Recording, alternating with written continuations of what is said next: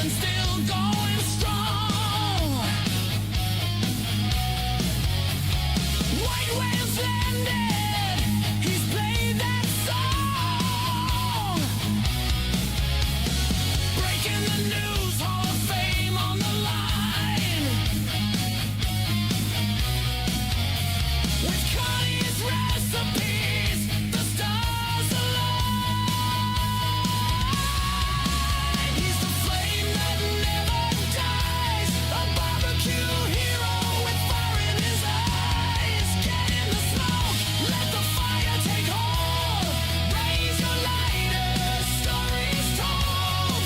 Barbecue thunder, the spotlights glow. Rocking the pit on the barbecue show.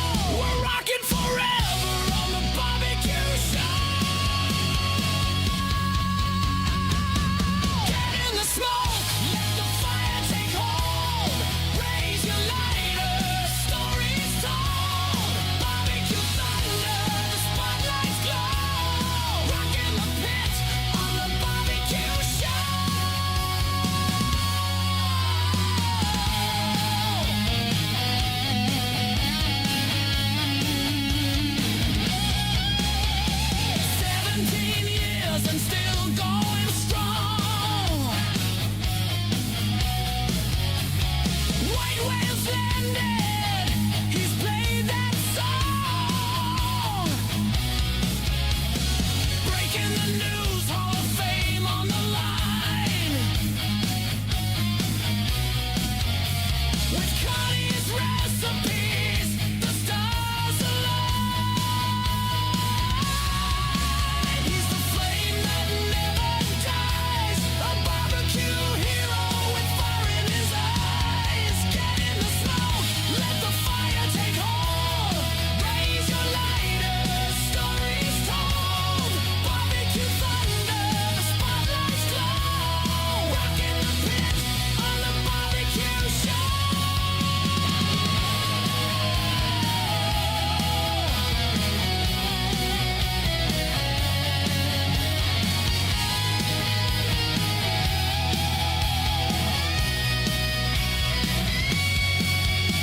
From Bomb City Nights to the world stage, the legend of Rempe will never... Hi, this is Jeff Stone of Grandpa's Pride Barbecue from the Panhandle of Florida, and you are listening to the Barbecue Central Show. Start the game! Let's go! We'll do it live. Okay. Well, do it live! I'll write it and we'll do it live! So to get that perfect barbecue, you use wood. Are you sure it's safe? Whatever. We put the lighter fluid on, strike the match, and... Oh! Should we call the fire department? That might be a good idea.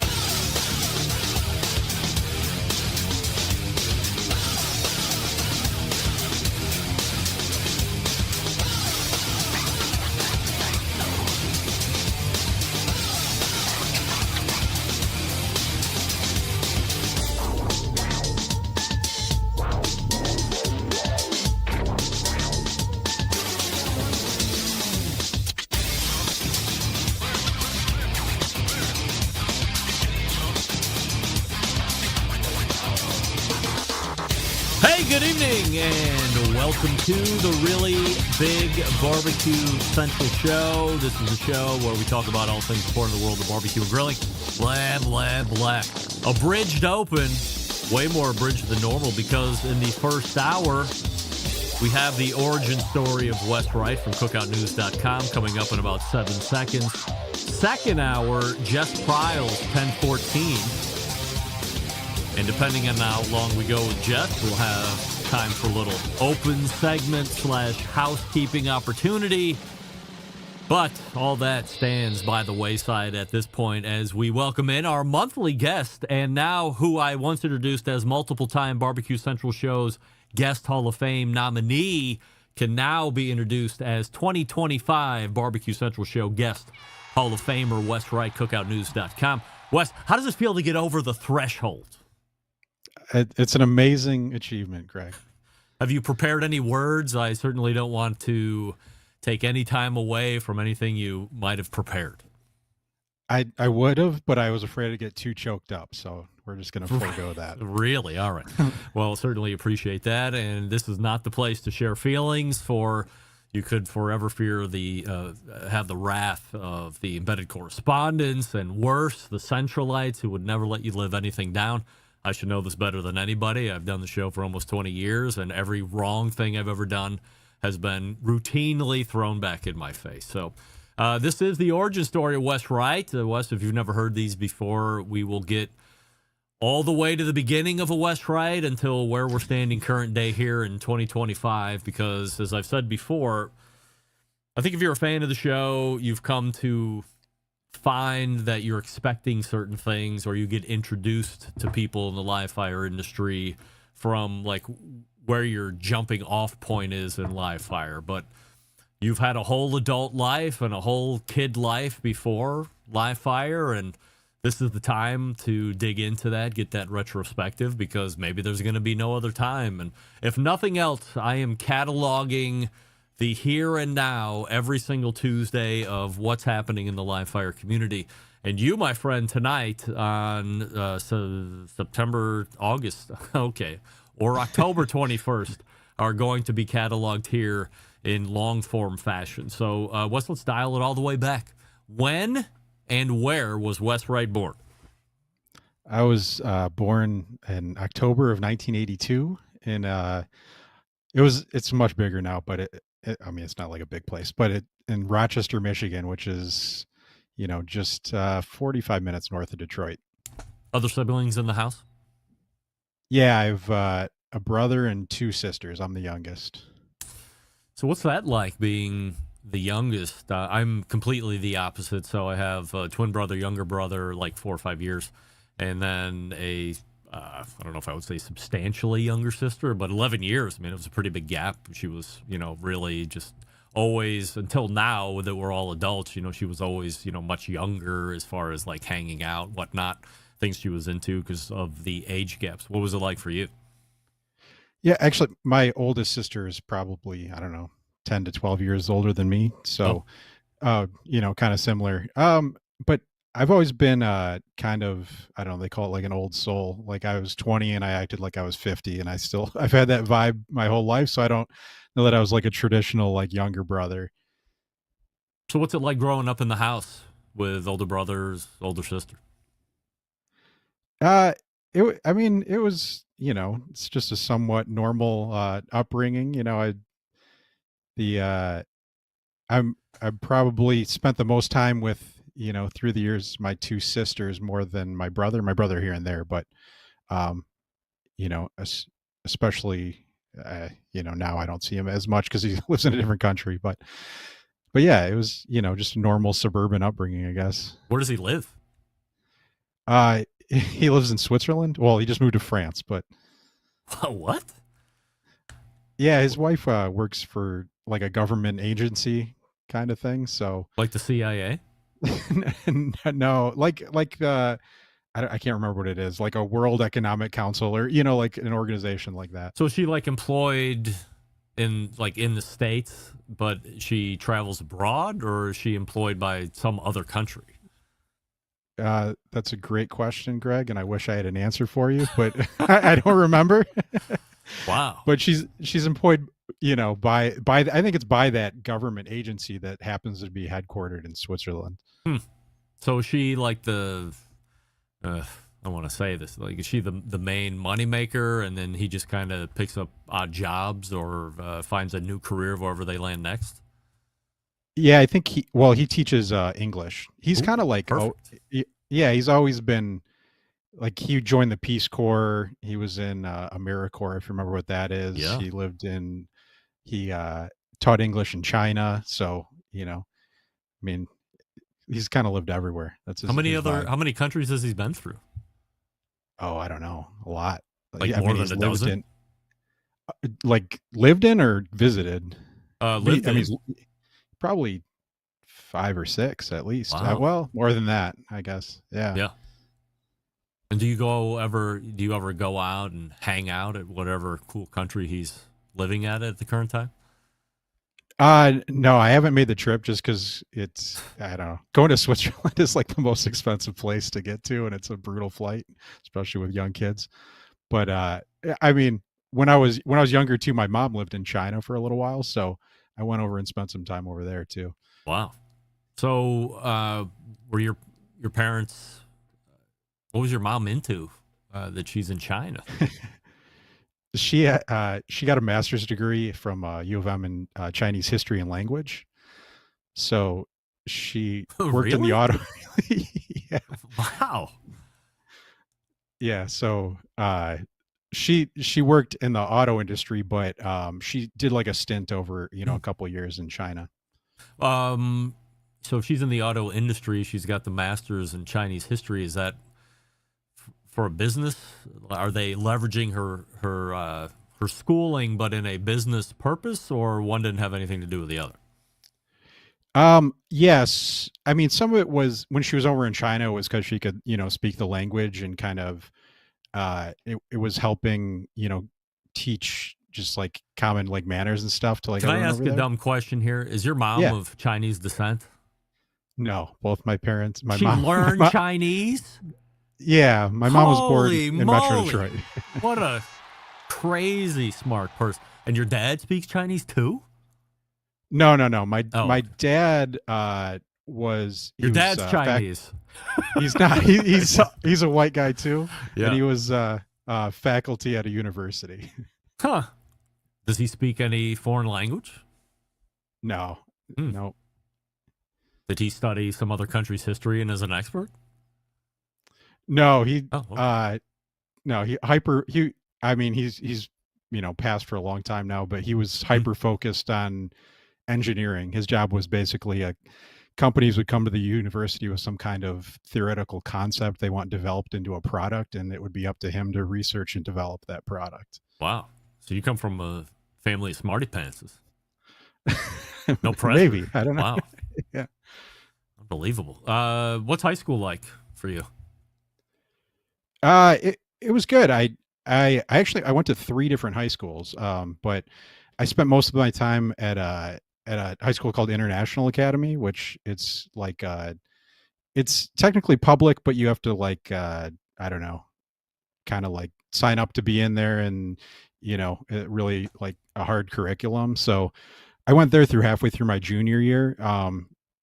Probably 100 kids per class, 150 I think when I first started.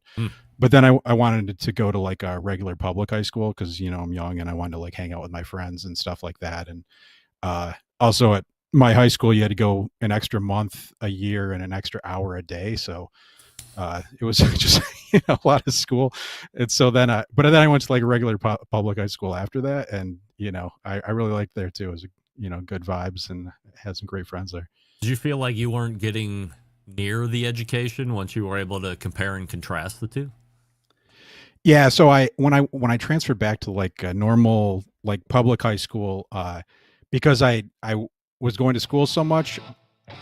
Whoa! Stand by, Wes. I'm sorry. Totally unprofessional. Sorry about that. When I went to a regular public high school, I had so many credits. I only needed I think like health class or no, I needed swimming because we didn't have a pool like my whole senior year. So I graduated high school a semester early. You needed swimming to graduate high school? Yeah, it was like a Wow. part of a district requirement that you had to have swimming. By the way, everyone has not smart. I think that's actually a pretty great idea and requirement. Yeah, I mean, especially in Michigan with all the lakes, because it was like a program put into place to make sure, keep kids from drowning. So you have to swim a mile as your final exam in high school. Oh, shit. Yeah. you have to do it in a certain time, or you just have to finish? I think you just have to finish within the class. I remember Oh. wanting to throw up though when I was done. It was rough. Are you out in a lake or are you in the pool? You're in a pool, Yeah, just lap swimming. just laps. Yeah. Wow. Were you on the swim team by chance? No, that was, I don't even know if I could swim before the class, to be honest with you. So that kind of is a momentum, or that's a big point in your life. You learn how to swim. It's in school, doing it with all your classmates. That's it's pretty intense. Were you a sports guy in school at all? I played basketball quite a bit. And then also I skateboarded too. Yeah. So if I remember correctly, you're like 6'4" currently, right? Yeah, I probably in high school 6'4". I think I'm shrinking. I'm more like 6'3" now, but And no, so you play on the high school team, or you just liked playing like street ball? yeah, I like playing street ball, and I played like club basketball too. Again, like because I went to like really academic focused high school, we didn't have school sports, so we just had like intramural sports. Ah. So I didn't, I didn't have that like option. So, but I would play on like YMCA teams, things like that. I could dunk as like a freshman or sophomore, so I'm pretty proud of that. You could palm Can't a do it ball anymore, too. though. Yeah. Oh Yeah. yeah. That was my big claim to fame. So I was just a little under 6'4". I think with sneakers on 6'2". But I had exceptionally large hands. Still have exceptionally large hands and large feet. So and I could jump really high. So I started dunking maybe sophomore year in high school, barely. Junior year got a little bit more consistent, but never in a game. And but my biggest claim to fame was like in the 7th grade, I could palm a regulation size basketball. Everybody thought that was, ridiculous. Yeah, that's pretty impressive for 7th grade. Yeah, but that was it. Yeah. Like I was a horrible athlete, like in that stage of my life, and only got to be about as average as it gets, even in high school. My school wasn't overly competitive in anything, and the years I was going through high school, we sucked at everything. So I think it was just lucky I was in that time where I could get on a sports team due to my horrific averageness in athletics.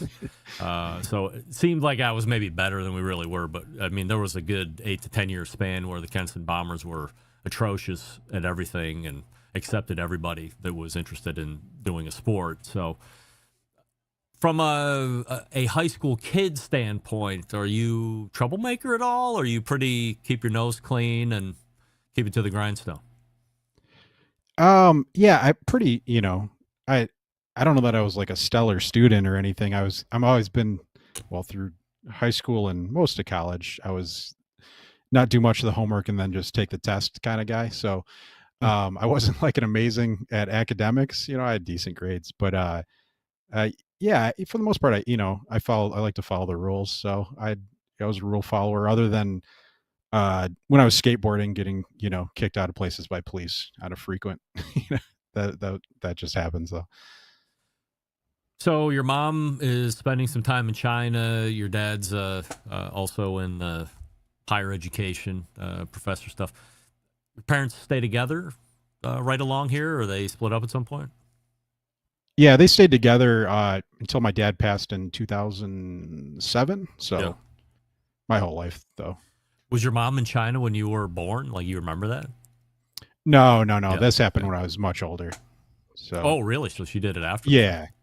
Yeah. So, what kind of relationship do you have with your parents? I have a good relationship with my mom. She lives nearby me here. We actually, my wife and I live. I went to school here. Then moved down to Miami for a little while, lived in Atlanta. Then my wife and we got married. And so we moved back up here to be like near my family because it's just easier with kids when you're near family.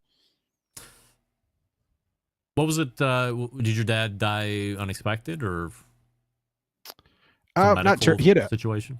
Yeah, he had a heart condition for a number of years, and he didn't really take care of himself either, so you kind of, burning the candle at both ends a little bit.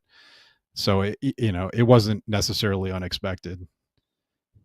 Something that you have to worry about from a hereditary medical standpoint? I don't think so. I've gone and got my heart checked a couple of times with, like a sonogram type thing, whatever they call it. And he had like a enlarged heart, and they haven't seen that in me. So What kind of food scene is at the house while you're growing up? not fantastic. So neither parent, and apologize if my mom listens to this, but not great cooks. No oil, just like a chicken breast unseasoned, just pan fried, and then some kind of easy side dish. That's kind of the go-to. And then like even as like a little kid, like I had a day of the week I had to cook too. I think every Wednesday I had to like cook and do dishes, even like really really small. Like that was just part of my chores. When did So, you and I wasn't. when did you start cooking? Like how old are you? Um, I don't know, middle school maybe. I don't remember. And are you End of elementary. given the menu items and you have to prepare them, or are you like winging it from scratch? Kind of winging it some, yeah. Wow. Might be like, oh, we have chicken. We have some ground beef. Cook it. Um, and then so it was kind of that. That was the cuisine at my household. My brother, though, he like in high school, my brother's 4 years older than me. Him and his friends would get together on the back porch with like the Weber kettle like almost every weekend. And so that was something different and fun, and kind of how I first started liking grilling is they would be there out there grilling every weekend. Do you recall your parents coming from homes that were also not necessarily on the cutting edge of culinary expertise?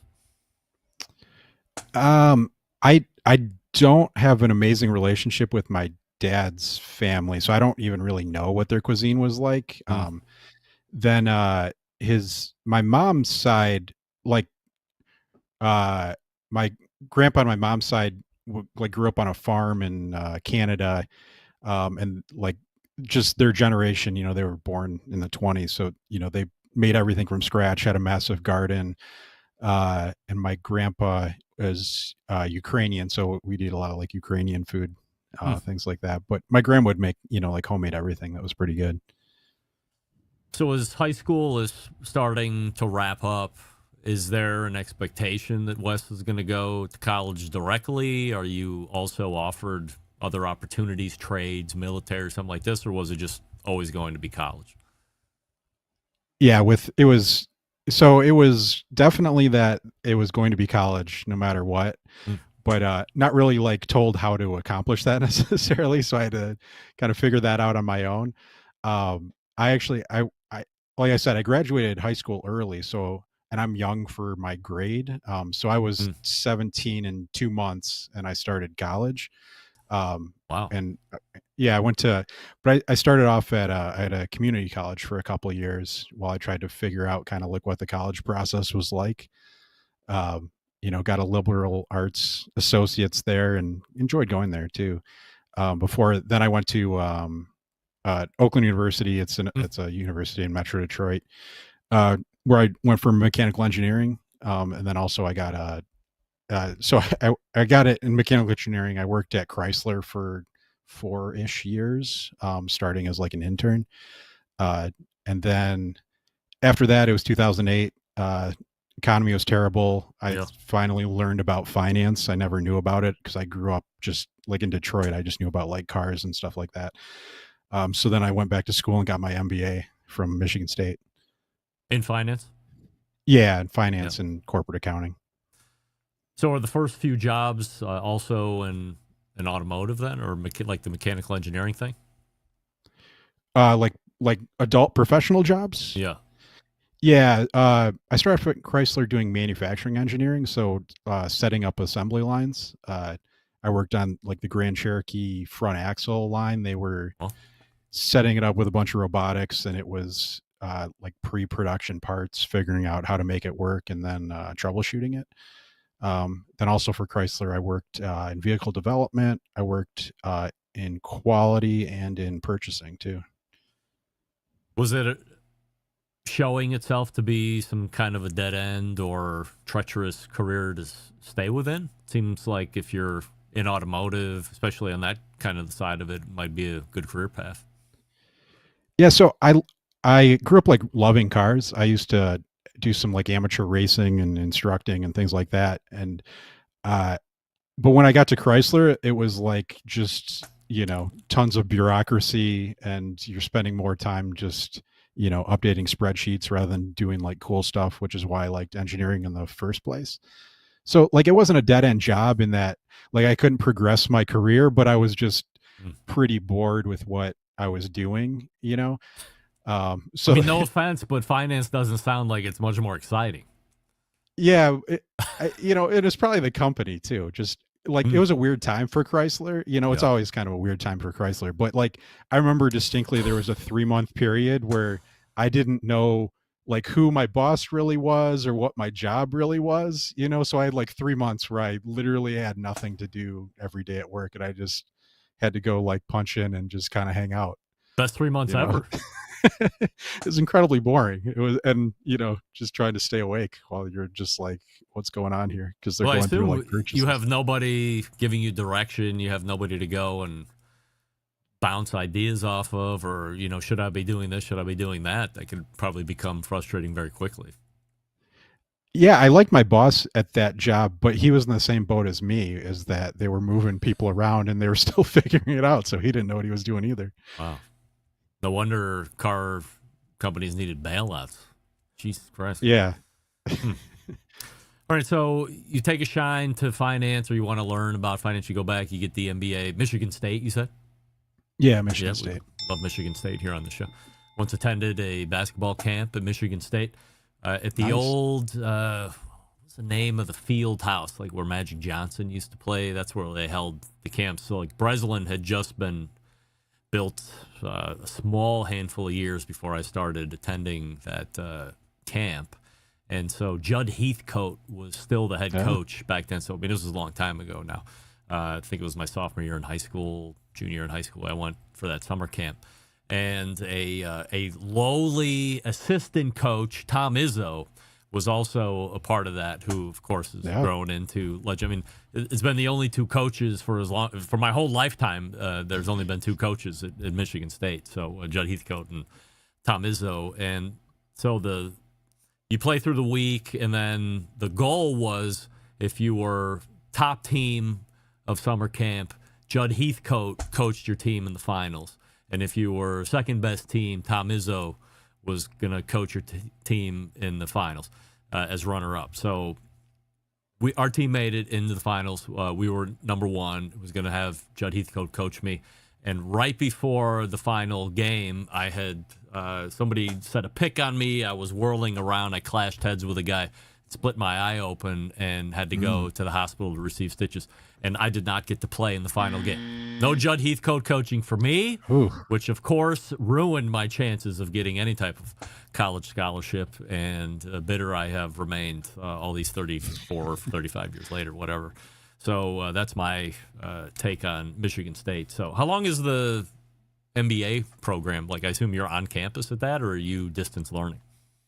Yeah, so because I was switching careers, I thought it would be a great time, and plus it was 2008, so the economy was just atrocious. I went back full time as a 2-year program. Like living on campus? Oh yeah, doing it all again. Just reliving college. At that point? Let me think about that. 25, 26. Wow. I mean, to have had college experience, maybe 4 years before that, 5 years before that, and then to go back to the majesty, and now a really cool Division I college like Michigan State, a lot of hot broads there, and you were a well-seasoned vet. This had to be a much different experience than the first go-around. I mean, not holding aside like the size of schools, where, Oakland University, not nearly the size of Michigan State. No. No shade on Oakland, but just facts. This had to be an incredible experience, I would imagine, outside of the classroom. Yeah, it was I had an amazing experience there, both in the classroom and just, being there. And because, you're I'm in my mid 20s, so you're old enough to kind of appreciate that experience, having like been in the workforce for a little bit. And it's completely different than when you're, fresh out of high school and you have absolutely no idea what's going on in life, period. And here it's like you kind of get it. So you get to live it up for 2 years, redo some things and how you want to do it. What does college cost back then? Oh, I mean, I don't know, 60 grand probably for 2 years, maybe. For the 2 years, I got 30 grand. Wow. Yeah, I was lucky enough to get a scholarship too, so that helped some. Were you just making a career change on your own, or did somebody spot that you have a finance knack and says, hey, Wes, we're going to put you through school to get this MBA. You come back and work for us after you get it, and that's how it's done? Or you're just about facing on your own and deciding this is the way you want to go? Yes, I literally didn't even know finance was a thing growing up. I was so, just because my dad worked in engineering at a university, my mom works in automotive, right? Like I thought you were kind of like an engineer. That's just what you did. Then when I was working at Chrysler, one of the other engineers, he was really into investing, so he recommended a couple books to me, and so I started reading a ton of books on investing. And then I learned about mergers and acquisitions and thought that was really neat. And it seemed like a good way. Like I really like trying to figure out the strategy behind things and kind of breaking down how they work. And so, mergers and acquisitions, or M&A, is seemed like a good application of that. And so that's what inspired me to go back. So like I said, Chrysler was doing terrible. The economy was doing terrible. And I was like, it's kind of a great time to go back and try to do that. So you're emerging out of Michigan State around the 2010, 2011 time frame? Yeah, 2010, yeah. What's the first job you get with a new degree? Well, so I also had an internship that was important for a number of reasons, but I had an internship in between my first and second year at the Burger King Corporation in Miami. And like I was Burger King?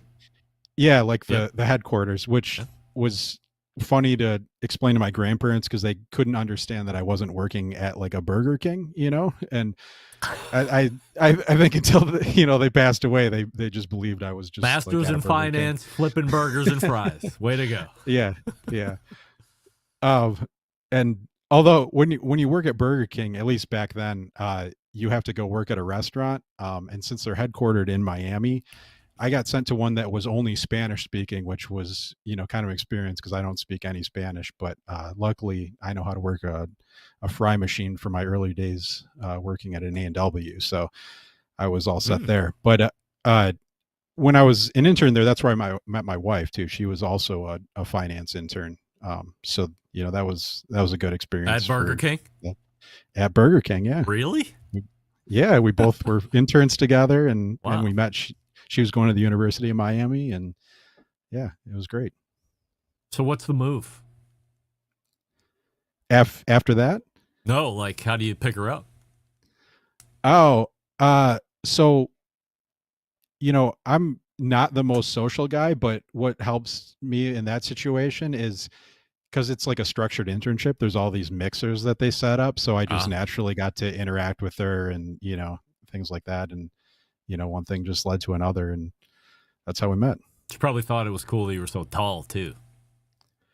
Yeah, I didn't even, it's funny. I didn't know that was like an asset in any way. It was just, whatever. Tall guys, no doubt. And then, that was like a thing for her. I had no idea.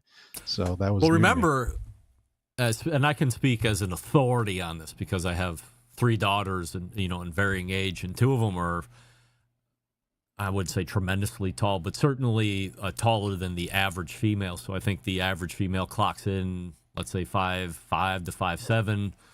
Maddie and Bobby are both, approaching 6 foot, if not 6 foot. And then the youngest one is, a little bit more on whatever the normal scale is. But even she's a little bit taller, but not compared to the other 2.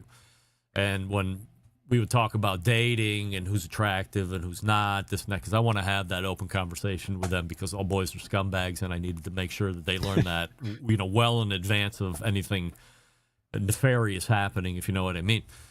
And I said, well, why wouldn't this guy be attractive? Why wouldn't this guy be attractive? And the first thing they say is, well, too short. too short. I can't date a guy who's shorter than me. And then as I vet that out through the rest of female society, by and large, I think, and I'm painting with a stereotypical stroke here, sure. women don't want to be dating a guy that is shorter than them because typically speaking, women aren't tall. They are the smaller of the genders, right? By and large. So there does seem to be a propensity for women to want to date men that are taller than them, and then add the extra notch in the belt if you are plus 6 foot. So for a good amount of my life, I was, let's say 6'2". You're 2-3 inches taller than me, so you are even cooler. Little known fact, being taller is a catch for a woman, so she probably really liked that. Yeah, I learned that when I met her, so that was, I was I was glad at that outcome. How quick does your romance lead into engagement and ultimate marriage?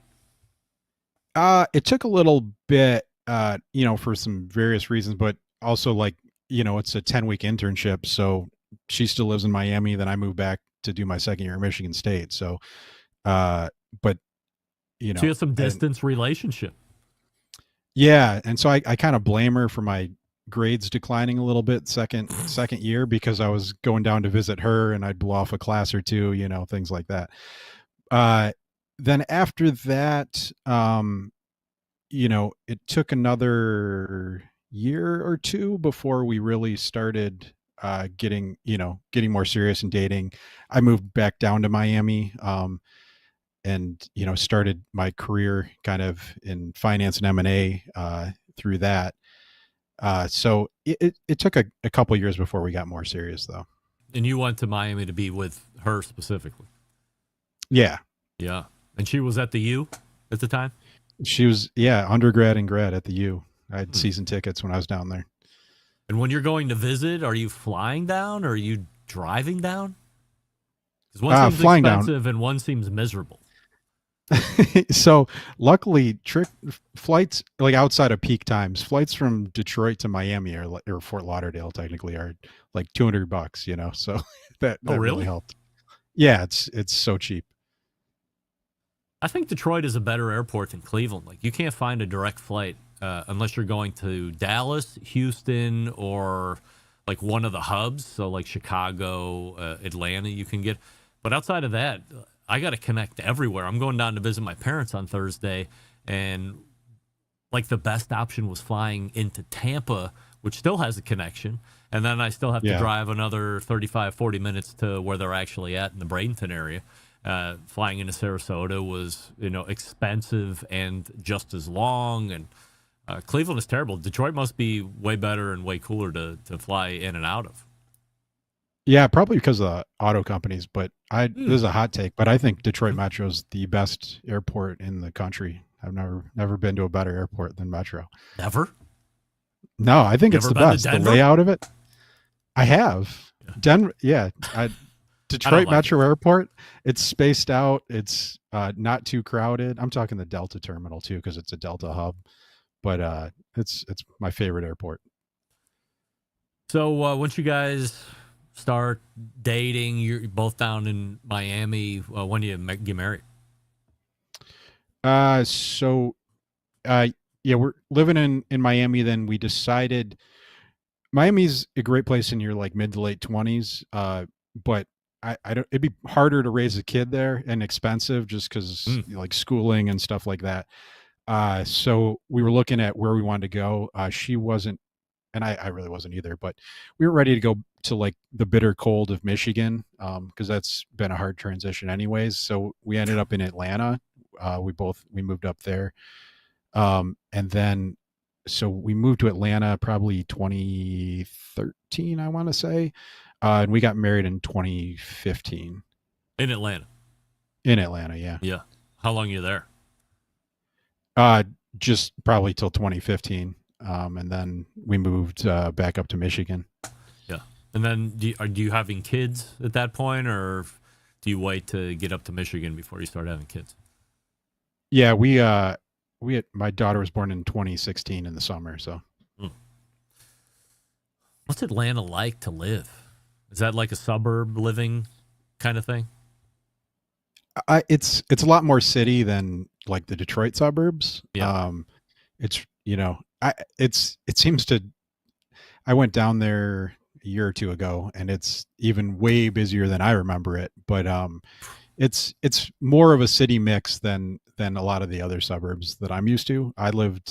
We lived in a place called Smyrna for a little bit, and then we lived in like East Cobb, Marietta, which is they're both like outside of the city just a little bit. But getting anywhere in Atlanta takes a tremendous amount of time just because of the traffic situation. Yeah, it just seems like I don't know if I've ever heard anybody rave about either visiting there or living there because of the amount of traffic and congestion and general amount of people, heat. Like nobody seems to bowl me over with how great it is. Yeah, they have a lot of good companies, a lot of good industry. So career wise, it's good, and they have a decent food scene. It's gotten better too than since when I was there. I think my biggest gripe is they didn't build and they have so many hills, so maybe that's why. But there's no like grid system, so when they don't have roads that go like east and west, really. So like if like 285 is like it's like the loop around the city, if that gets congested, like there's no other way to get to where you want to go at an east and west direction. So it's like otherwise you're at stoplights every 5 feet and just winding through hills. I think that was my biggest gripe. So how do we somehow start working into a barbecue scene? Yeah, so like I mentioned, I've really liked grilling ever since since I can remember, but it really, when I was high school age. Then when I was living in Atlanta, I started to really get into like barbecue food and figuring out like what good and bad barbecue was. And then it actually started more with like I really fell in love with cooking, and then that translated to outdoor cooking. So from there, and then when I moved back to Michigan, I really like went full bore into it. And it's hard. You can't really, I don't know, in Miami and where we're living in Atlanta, it'd be hard to get really into live fire cooking because we're living in like a high rise apartment in Miami. So that makes it hard. So, but having a house really lends itself better to getting into it. So it sounds like you're personally interested in getting more into it, becoming a better cook, learning all about different cookers, techniques, this and that. How does that ultimately feed you getting into some kind of a business, website, podcast, whatever? I mean, you have cookoutnews.com. Was cookoutnews.com something else before it ended up being what we know it as today? Yeah, so a year or two, I can't remember, before I started Cookout News, which I think I started in 2022, in early spring. A year or two before that, I started making YouTube videos actually. And I didn't love doing that. It didn't quite feel authentic to who I was to doing it. More so, I might do it again at some point, but just at that point in my life, like it just didn't feel right. And I was working in mergers and acquisitions for a B2B media publication at the time. And I was seeing like all sorts of different publications, like literally like they're like wheelchair news, stuff like that. And then I was like, okay, well, what's the big like barbecue publication? And I looked and I couldn't find any. Like there was, some like old barbecue legacy news, dude. Yeah, they focus on like cooking though, like cooking competitions, and nothing on like I'm really interested in finance and the business and the working of it, and then also cooking obviously, but there was nothing around it that was current that I would want to read. So I was like, I'm just going to start writing about it. And so that was the foundation of Cookout News.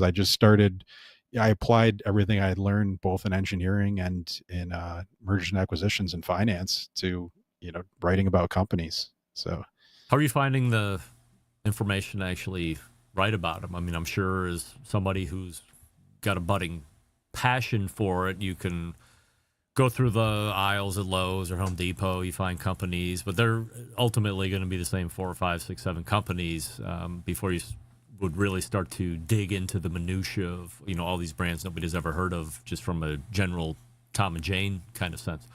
So how are you finding topics to write about and other companies to write about besides the big ones? I mean, I keep my eyes open quite a bit. I look for different companies that are emerging, maybe ones I haven't heard about, talking to a lot of people, and they introduce me to brands that, I may not have heard of. Then reading a lot of SEC filings, government filings, all that stuff to learn. They focus more on the bigger companies, but you sometimes see a mention of other stuff going on in the industry there. And then a lot of people reach out to me and just, tell me about what they're working on, their products or things like that. Did that happen pretty quick right off the bat? I'd say, yeah, it took off like it took a few months. It's funny when you first start out writing, because you're writing to like nobody, it's just, I'm sure you had the same experience with podcasting, I would imagine, when you started. I think of it every week. I'm talking to nobody. But, I'd write an article like those first few months, and, it'd get like one view, but, I was psyched about that. I was like, oh, that's cool. Someone I don't know is reading something I wrote. And with my newsletter too, there was like a month or two period where, nobody knows this, but it was like one or two people reading it. So I'm like writing a personal newsletter essentially for these one or two people. But then, I think it proved out that there was a want for it in the industry. And so word of mouth, people started talking about it, and it led to me meeting some cool people. And, that's just continued. I found a lot of people in barbecue just are really nice and, want to talk and want to help out. And that's helped the growth as well. I think one of the things that sets your website apart, sets you apart as the main writer, is when you produce a drawing that probably nobody else could find, or that you're getting that information about potential of two companies combining or one going out of business. How do you find all that stuff? Is that just background from the day job spilling over into the side hustle? Yeah, it's from doing research. So one, like when you do mergers and acquisitions, you have to research a lot about companies to make sure you're not making a bad decision. And then also when I used to work in something called corporate finance, which is like a mixture of treasury, new ventures, investor relations. So through that, I would have to, and plus I would just enjoy it, reading everything that a company puts out in their government filings and knowing where to look for it. So I just go through that stuff where, most people wouldn't even, they'd be pretty boring. They wouldn't want to read through it. So that's where I find most of it. Do you think that's where you get the hook, is you're able to digest all that information, and now you're going to be crafting something that's a little bit more approachable for the everyday reader that might be interested in it? Yeah, what I try to do with all my articles is I don't want to be one of those people that's just like opinionated and, yelling out strong opinions in my articles. I try to stay away from that. It's, even if it's a product that I might not personally be that interested in, I try to find an angle of what it means for the industry or who might like it. So I try to not have necessarily, I might throw in a little bit here and there, but I try not to have much of a slanted view on it. And I just try to contextualize whatever it is for the industry. And also I just write about it in a way that, I would just talk to anyone about it, as opposed to coming at it from some like, high academic place or something like that. I want people to understand what it is. And I just want to boil it down to a pretty simple article that is fun to read. I want people to read my stuff and enjoy reading it, and not being like, oh, I'm just going to read this because I need it for my job or something. You ever been sued? No, I haven't been sued. Have you ever been threatened? I haven't been threatened to sue. I have had people reach out and, be mad that I, released an article on something, or that, it'll be like weird stuff. Cause like, just like what I didn't like about Chrysler, there's companies that are like way too into themselves, I'll say, and I'm not going to name names on this, but I'll write an article and they'll be like, hey, can you change this headline to be, like they won't like the way my headline's written, or, something like that. And I'm like, my headline will be purely factual. And it's like they have this idea, this like weird PR image of what it should be, and it's like, it's silly. So how do you navigate getting that kind of request? You just dust it off, or do you engage with them at all? Depends what it is. If it's some change that I don't think changes the essence of the article, I'll sometimes go along with it, but I'll also note like, hey, this is factual. I'm not skewing anything. I'm not even taking an opinion on this. I'm just reporting what it is. So if it's something minor that I don't think changes it, yeah, and oftentimes I will, but I'll sometimes do back and forth, and I'll just say, no, I'm not, I'm not going to do that. That doesn't make any sense. What I said is accurate. So it depends too. It depends like who's coming at it, because sometimes if someone's coming at it and I have a relationship with them and they're like, hey, they want to talk about something, or it's different than some, like, especially you'll see with some PR firms that work on these accounts, they have like this weird sense of entitlement that I'm writing about, a company that they represent. And so they have some authority over it. It's weird. And if you come at it like from that, like, then I'm much less likely to work with you than if you're just like, hey, for such and such reason, would you mind changing this? Yeah, sure. No problem. You ever thought about holding them hostage for money? Like, yeah, I'll sacrifice everything. I'll rewrite everything, but it's going to cost you X amount. I've never gone with that approach. Yeah. Too much integrity. I don't know if it's that, or I just don't want to deal with it. Is this a full-time job? No, I still work in mergers and acquisitions. Yeah. Could it, do you ever think it could be a full-time job? Maybe over a long time horizon, it's possible. It's definitely not there yet, though. So if your expertise is in M&A, is Cookout News a potential candidate for being purchased by anybody? And if so, who would be the most likely candidate to purchase Cookout News? I mean, so much like you work in sales, right? So like, it's hard for me to say no, and to not, I just enjoy negotiating things. So, if I had the right offer, I'm not going to say I wouldn't, just because I just enjoy doing deals. But I'd definitely want it to go to some kind of strategic partner. Because of what I can do with it, I think there's definitely other companies in B2B media that could kind of take there's a lot of things that I think of that would grow it and make it even better, that I don't have the time, the resources necessarily to invest into it. So if there was the right strategic partner that was looking at it, that I think could take what I'm doing and implement some of those ideas, I think there's potential in that. Where do you see it in 5 years? Where would you like to see it in 5 years? I'd like to just keep growing kind of how it is. It's been on a steady growth path, and I would like to, as it continues to grow too, start employing more people to help write content too, so I can, it's content focused, and I just have more of that on a daily basis. You ever thought about hiring an additional writer? Could you foresee a time when you would have to hire like staff writers to continue to pump content? Yeah, there's one person right now that I've contracted to write a piece, and we'll see how it goes. And I'm open to it. It's just anybody we know. I don't think so. Oh. They focus on journalism, but it's kind of hard to find the right person that knows like grilling and barbecue, has the right voice kind of that I want for it, and then also can kind of delve into what I want to in the articles. Are they writing under their own name, or is it going to be an article put out by cookoutnews.com? No, they'll be under their own name. Nice. Yeah.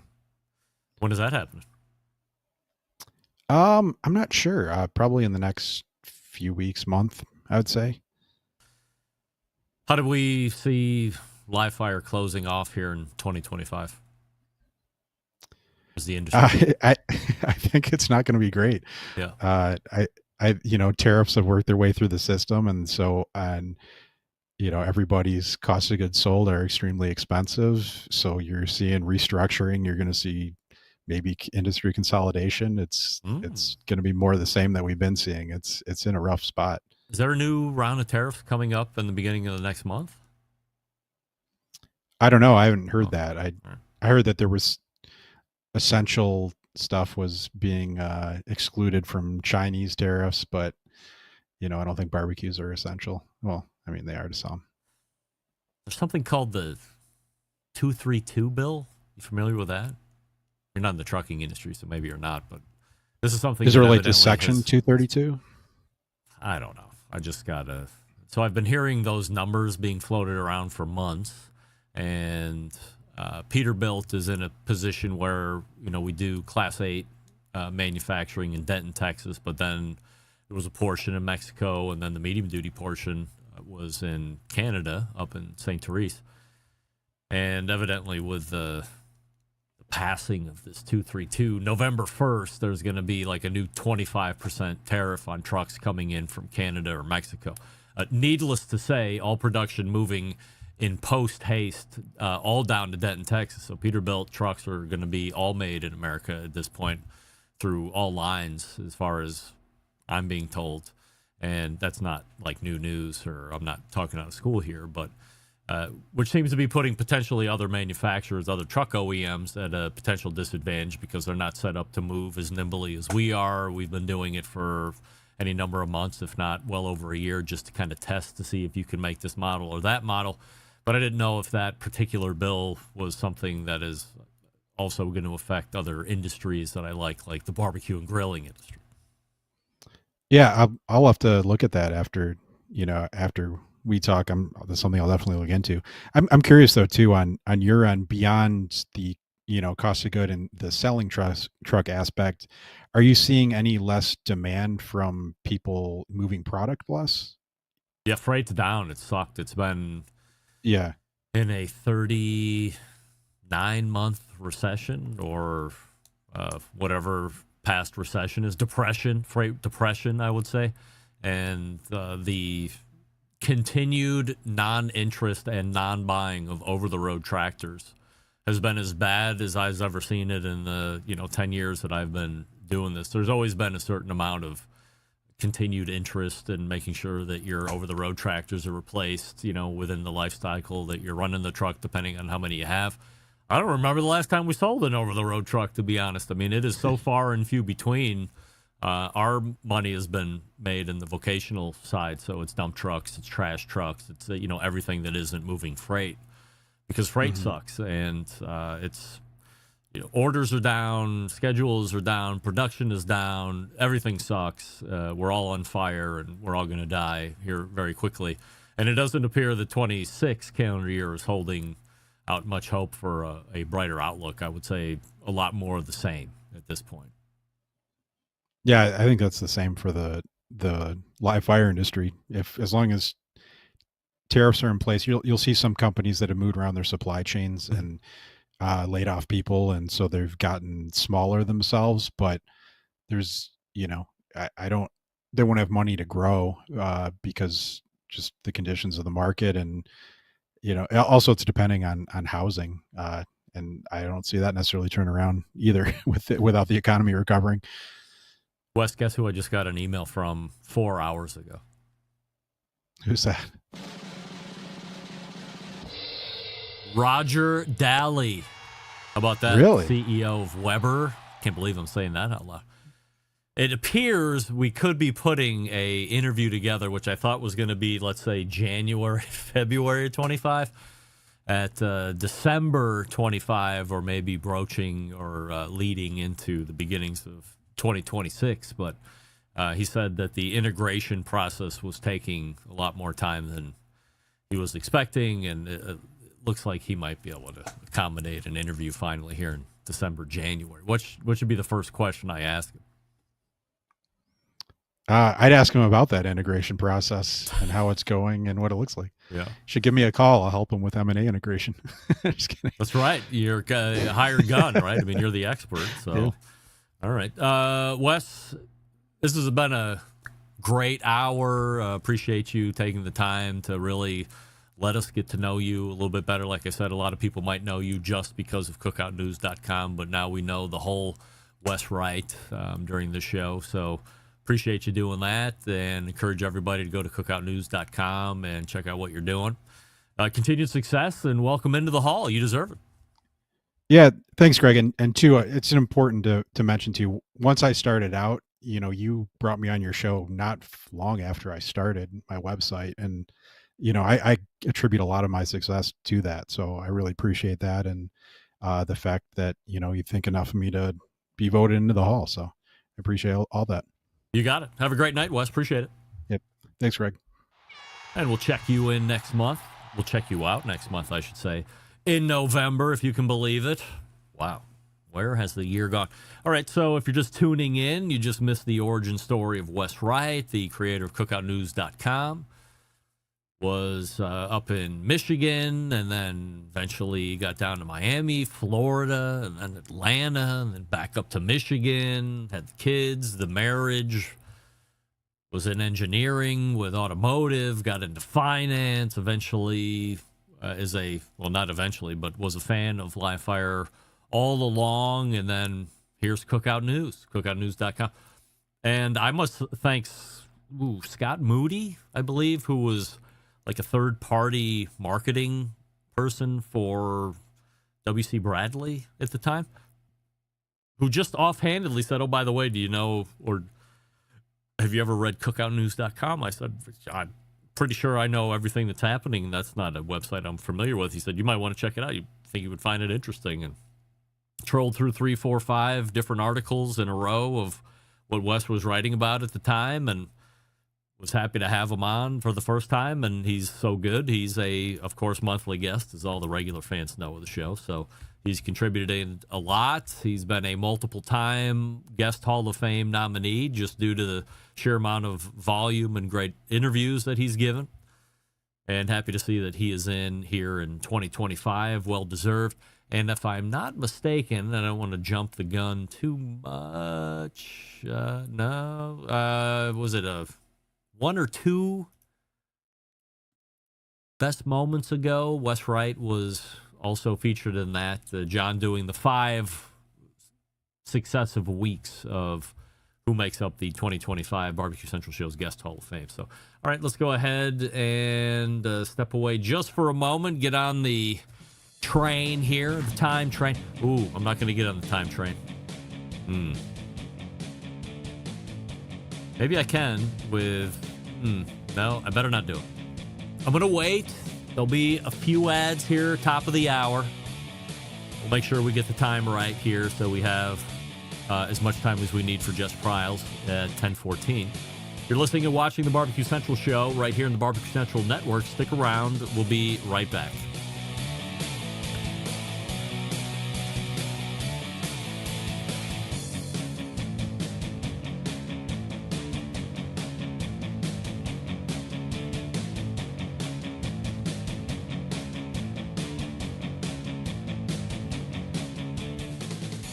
This is Briskedor, the barbecue wizard, and you're listening to the Barbecue Central Show. Bye-bye! Continuing to produce incredibly mediocre content in an exceptionally professional way. You're listening and watching the Barbecue Central Show. Once again, here's your host, Greg Rampey.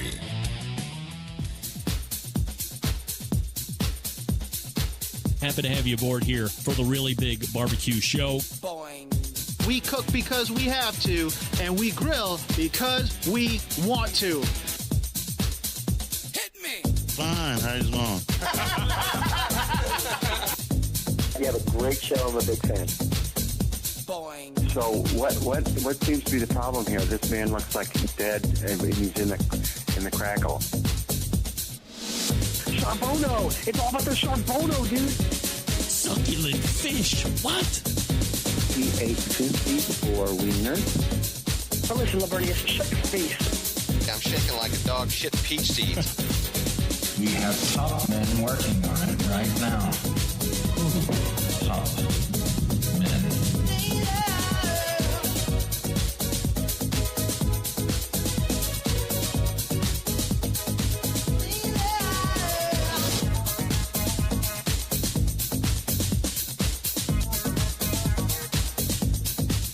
And just like that, we are into the second hour. It is the Barbecue Central Show. Wow. And tonight, the Barbecue Central Show is being brought to you by Primo Grills, the only ceramic cooker that's giving you the ability to do true two-zone fire cooking, only sold through dealers. PrimoGrill.com is the website. You can also follow them on Facebook or Instagram. A great number of accessories, of course. Also, the show being brought to you by Fireboard, makers of Fireboard 2, Fireboard Pro, Fireboard Spark, Fireboard Beacon, and the wireless Fireboard Pulse.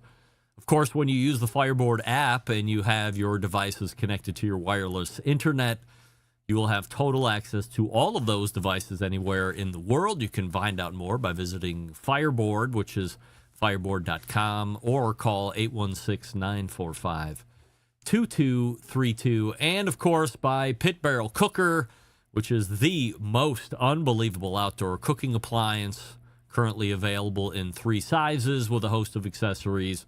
It doesn't matter if you're a beginner or a professional. It's just a cooker you want to add to the arsenal. You visit pitbarrelcooker.com and you tell them that the Barbecue Central Show sent you. Still to come on the show this evening is none other than Hardcore Carnivore creator and the recipe writer for her namesake website, Jess Pryles from JessPryles.com. Oh, wait, Jess Pryles from JessPryles.com. Meant to do that. Plenty of different topics to talk about with Jess, so stay tuned for that in about 11 minutes. We say good evening to those of you watching tonight through one of our video streaming platform partners. We'll say that. Or just one of our video streaming platforms. You can go to facebook.com/BBQ Central Show to watch, or you can watch on YouTube, which is youtube.com/@BBQ Central Show. And we do not have a YouTube poll question of the week. We do not have a YouTube poll question of the week because our number one was the origin story of Wes Wright from cookoutnews.com. So next week, as we regain some normalcy as far as what you would typically hear on the show, which is also a 4th Tuesday of a month. So that means we have the embedded correspondents that'll be joining us next week. So looking forward to that. The traditional embedded correspondence segment. Remember last month, here's something shocking. And I had referenced it a couple different times here through the past couple weeks, but it hasn't even been a month yet where we have put in the class of Barbecue Central Show Guest Hall of Famers, 2025 version. We did that last month, and already within the ending of this first hour, we have gotten through Travis Clark and Emily Detweiler and Andy Husbands and Melissa Cookston, and finishing it off here in the first hour tonight with Wes Wright. So all 5 of the Barbecue Central Show Guest Hall of Famers have done their origin stories, and it has to be the least amount of time spent after we have put in a class to run them through the origin stories. There have been plenty of years where we have gotten 3 out of the 5, 4 out of the 5, 2 out of the 5, and there just perhaps isn't that much interest from somebody that gets in to do an origin story, or their timing doesn't work out, or whatever the case may be. But in this instance, everybody widely available, everybody eagerly widely available in order to get their origin stories down. In fact, as you would recall a couple weeks ago, we had nothing but origin stories for the whole show. We had an Andy Husbands in hour number 1, and we had an Emily Detweiler in hour number 2, taking up both sides of the show in a 2-hour show.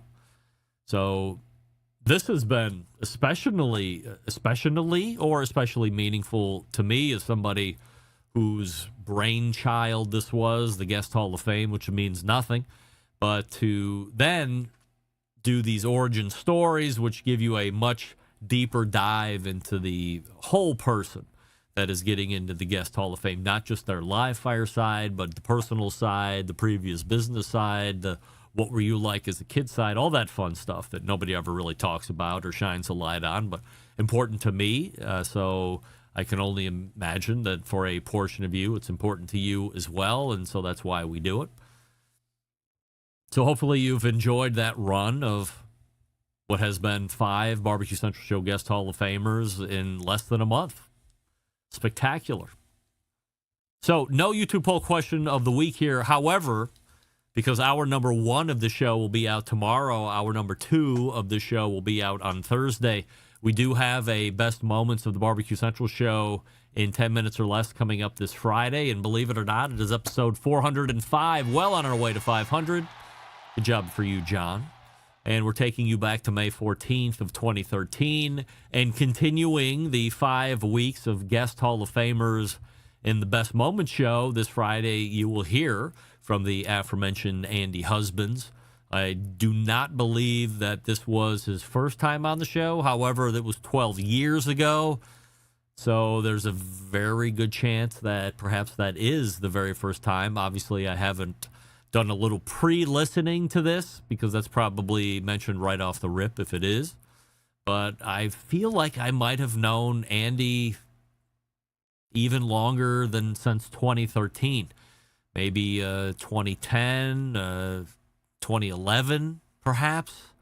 But 2013 seems like it would have been a second or third time on the show at that point. But I will go back and listen to that. I ask that you do the same. Remember, you can subscribe to the show by visiting the bbqcentralshow.com/subscribe. And if you would like to hear the podcast archives of the show, then you would subscribe to the same subscription. Subscribe to the same subscription. Well, let's make it redundant. Go to the same website and just subscribe up. You do need to subscribe to the show podcast feed in order to get show replays, hour number 1, hour number 2, Wednesday, Thursday, respectively. You also need to be subscribed to the show podcast feed in order to get the best moments of the Barbecue Central show in 10 minutes or less every Friday. By the way, I thought I would be getting a lot of comments on this, but over the last handful of weeks, I have utilized artificial intelligence to my advantage, where I have produced a ton of new podcast artwork, which you will see 2 new ones coming up.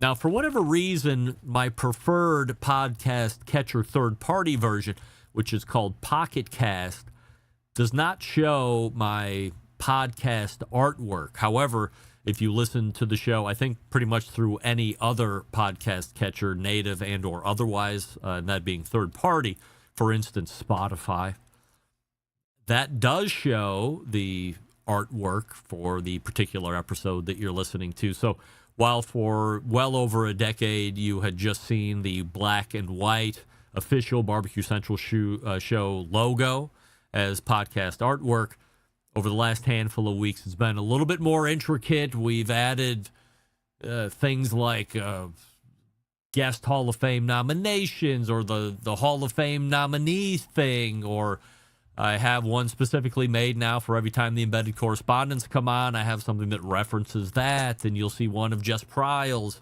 On Thursday, you'll see whatever AI thought Wes Wright looked like coming up tomorrow.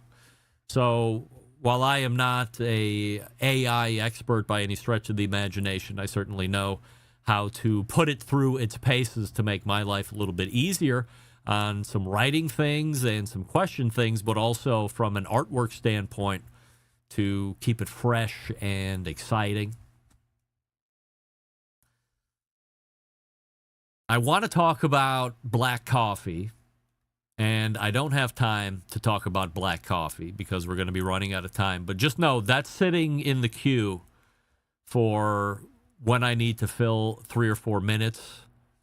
Also, Terry from Kentucky wrote in a couple weeks ago, and I haven't gotten to his take yet. But I am 15 seconds outside of a sponsor read and then a conversation with Jess Pryles. So just know that eventually we will get to Terry, potentially, or should I say Terry, and at some point we will talk about drinking black coffee, but it's not going to be tonight. It's in the queue. It's there. It's been there for months. Maybe a year, now that I think about it. Anyway, before we get to Jess Pryles, who is in the green room, I'm talking to you about Big Papa Smokers, whether you're chasing a grand championship or aiming to impress your next backyard cookout, Big Papa Smokers has the rub that delivers results. Trusted by competition pros and weekend grillers alike. Their award-winning lineup like Sweet Money, Competition Brisket and Steak, Cash Cow, Cattle Prod brings bold, proven flavors to every cut. And for a limited time, they've brought back the fan favorite Cucaracha, which is a fiery kick that turns up the heat on any cook. Barbecue Central Show listeners, this one's for you, and you only have 10 days left. Use promo code BBQ Central 25 at checkout. That's BBQ Central 25 at checkout for free ground shipping now through October 31st. Again, limited number of days before you lose money. We don't want to lose money. We want to have the free money. Take advantage of the free money. Spend it to your advantage. So shop all the great Sweet Money, Competition Brisket and Steak, Cash Cow, Cattle Prod, Desert Gold, Hot, Sweet Money Hot, Little Louis Seasoned Salt. I mean, the list goes on. And then as you're checking out, use the promo code BBQ Central 25 at checkout for free ground shipping now through October 31st. And then just like that, poof, it's gone. Just like Halloween. Much like your Halloween candy will be gone in 2 days, the free shipping will be gone just like that. All right, we'll come back with a conversation with Jess Pryles right after this. Stick around, we'll be right back. You're listening to the Barbecue Central Show.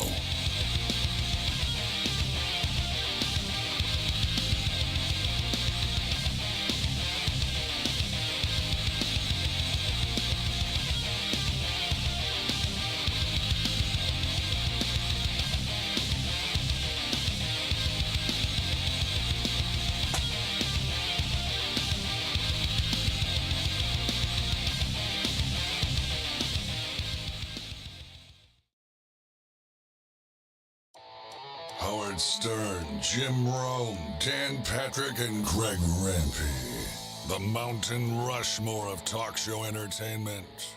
Now, let's get back to the Barbecue Central Show.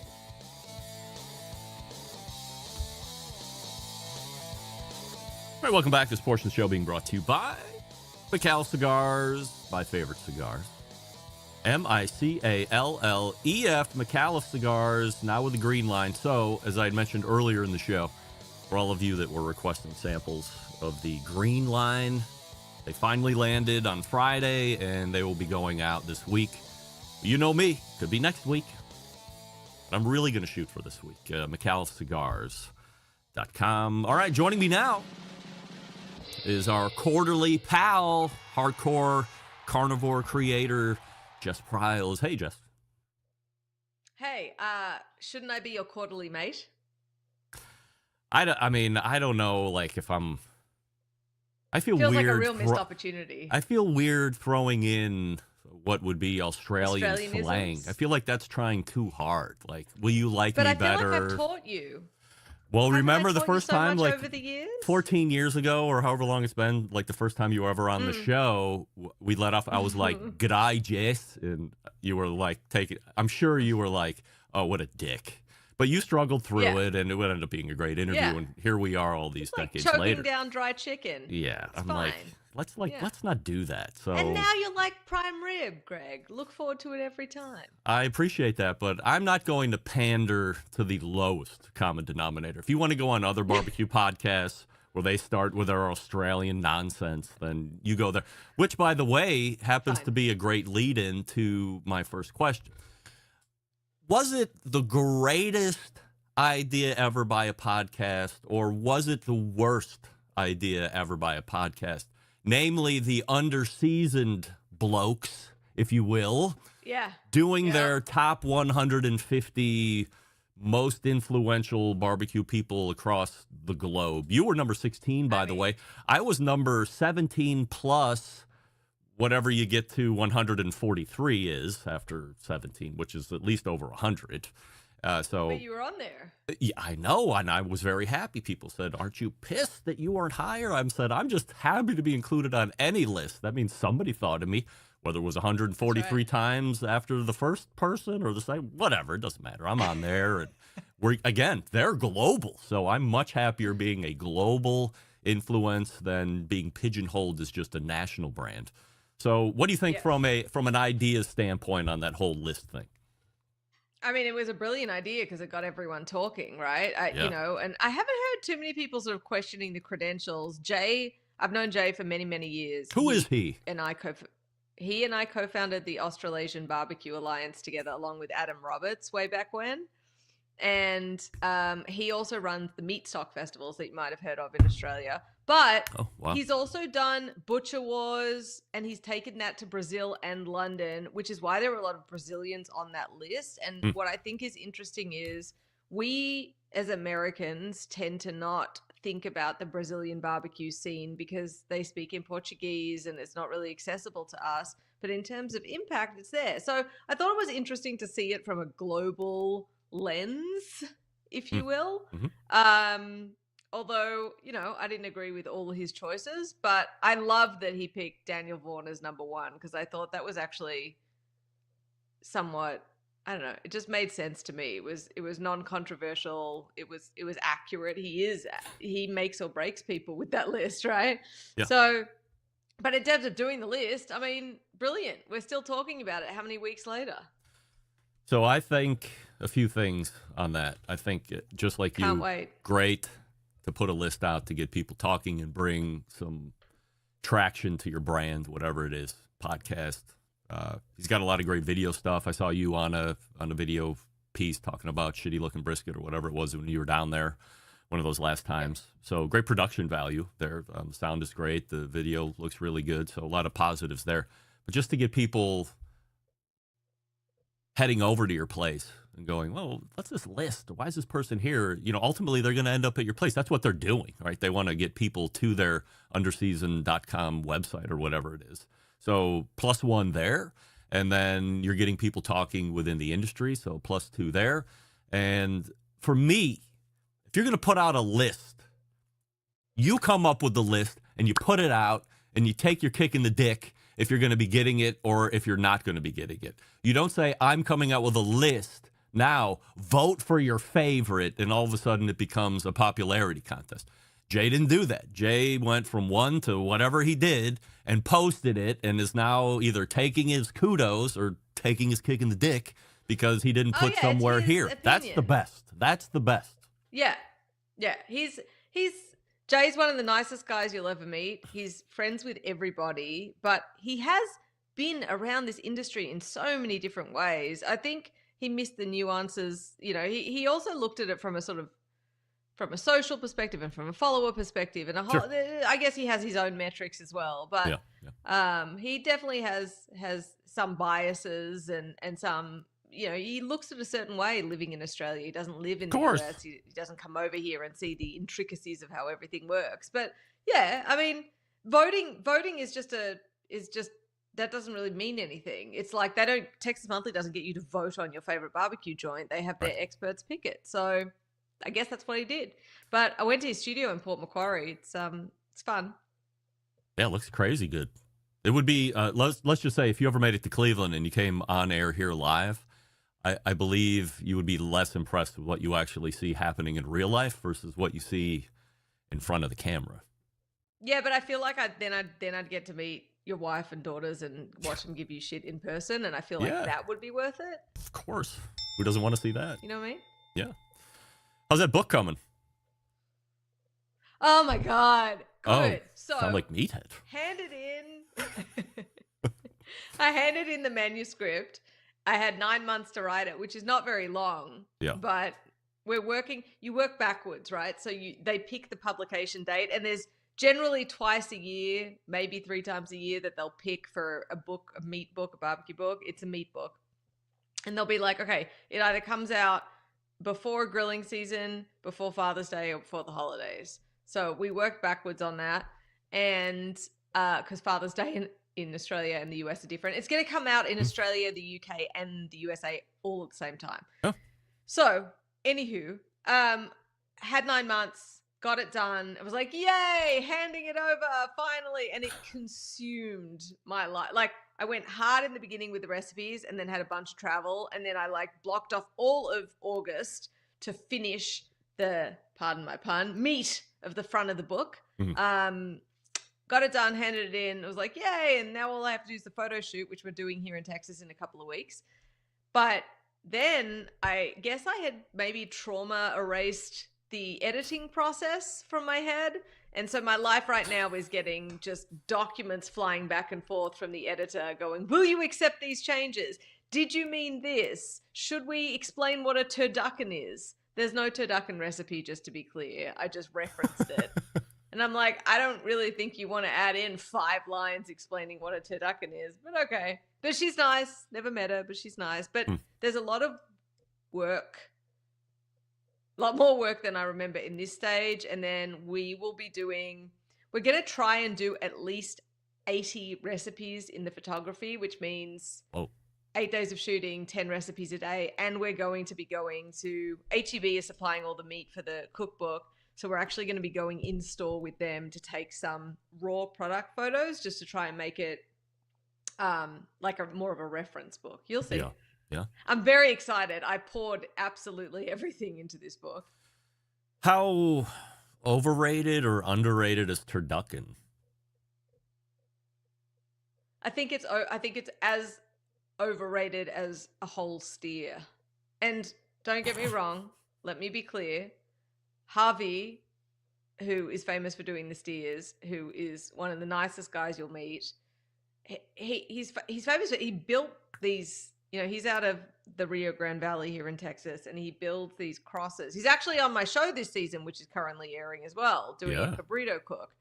But there's so many better ways to cook it. Like, why would you try and cook a steamship round and a ribeye at the same time and hope that it's going to turn out, I would never do that. You would, well, there's a lot of reasons why you would never do that. Where would you even, I couldn't even source a cow to cook. I don't even think. Or steer or whatever. Have you thought about trying to just drape one over the engine block of a big truck? Right.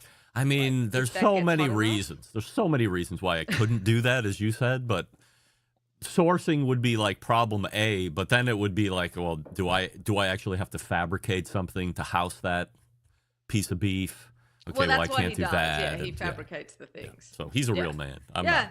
Yeah. So turduckens, I'm going no. How many have you had? You have a lot? I don't know that I've had any. Oh, really? But I don't need to have them to know that I don't like them. Yeah. How many pieces of shit have you eaten, Greg? Pun shits or real shits? A little from column A, a little from column B. Yeah, real shits, currently 0. Yes, that's right. But pun shits, I mean, many a day, of course. Now, within the past week, how many times have you used your very own everyday carry foldable steak knife from hardcorecarnivore.com? Be honest. I used it last week, not this week. Okay. I used it at the Texas State Fair. But you have used it, like, regularly? I have. Not regularly, but only because I don't carry a knife as frequently as I used to. If I carried a knife as frequently as I used to, then I would use it more regularly. Aren't you carrying a knife as frequently? What are you doing or not doing? Well, let me tell you a little quick story. Yes. I have lots of folds in the depths of my purse. And there have been 3 times that I have traveled to another city via air and discovered a knife on the other end that TSA didn't find. Really? Which was not left in there on purpose, obviously. And I thought, I don't feel so comfortable rolling the dice on this anymore. Yeah. And that's where I would, it's different for guys. And I think guys, you keep I keep my wallet in my purse and it just stays in there. But I guess you put your wallet in your pocket every day. So you've got a ritual of wallet, knife, blah, blah, blah. So it's just a little bit different.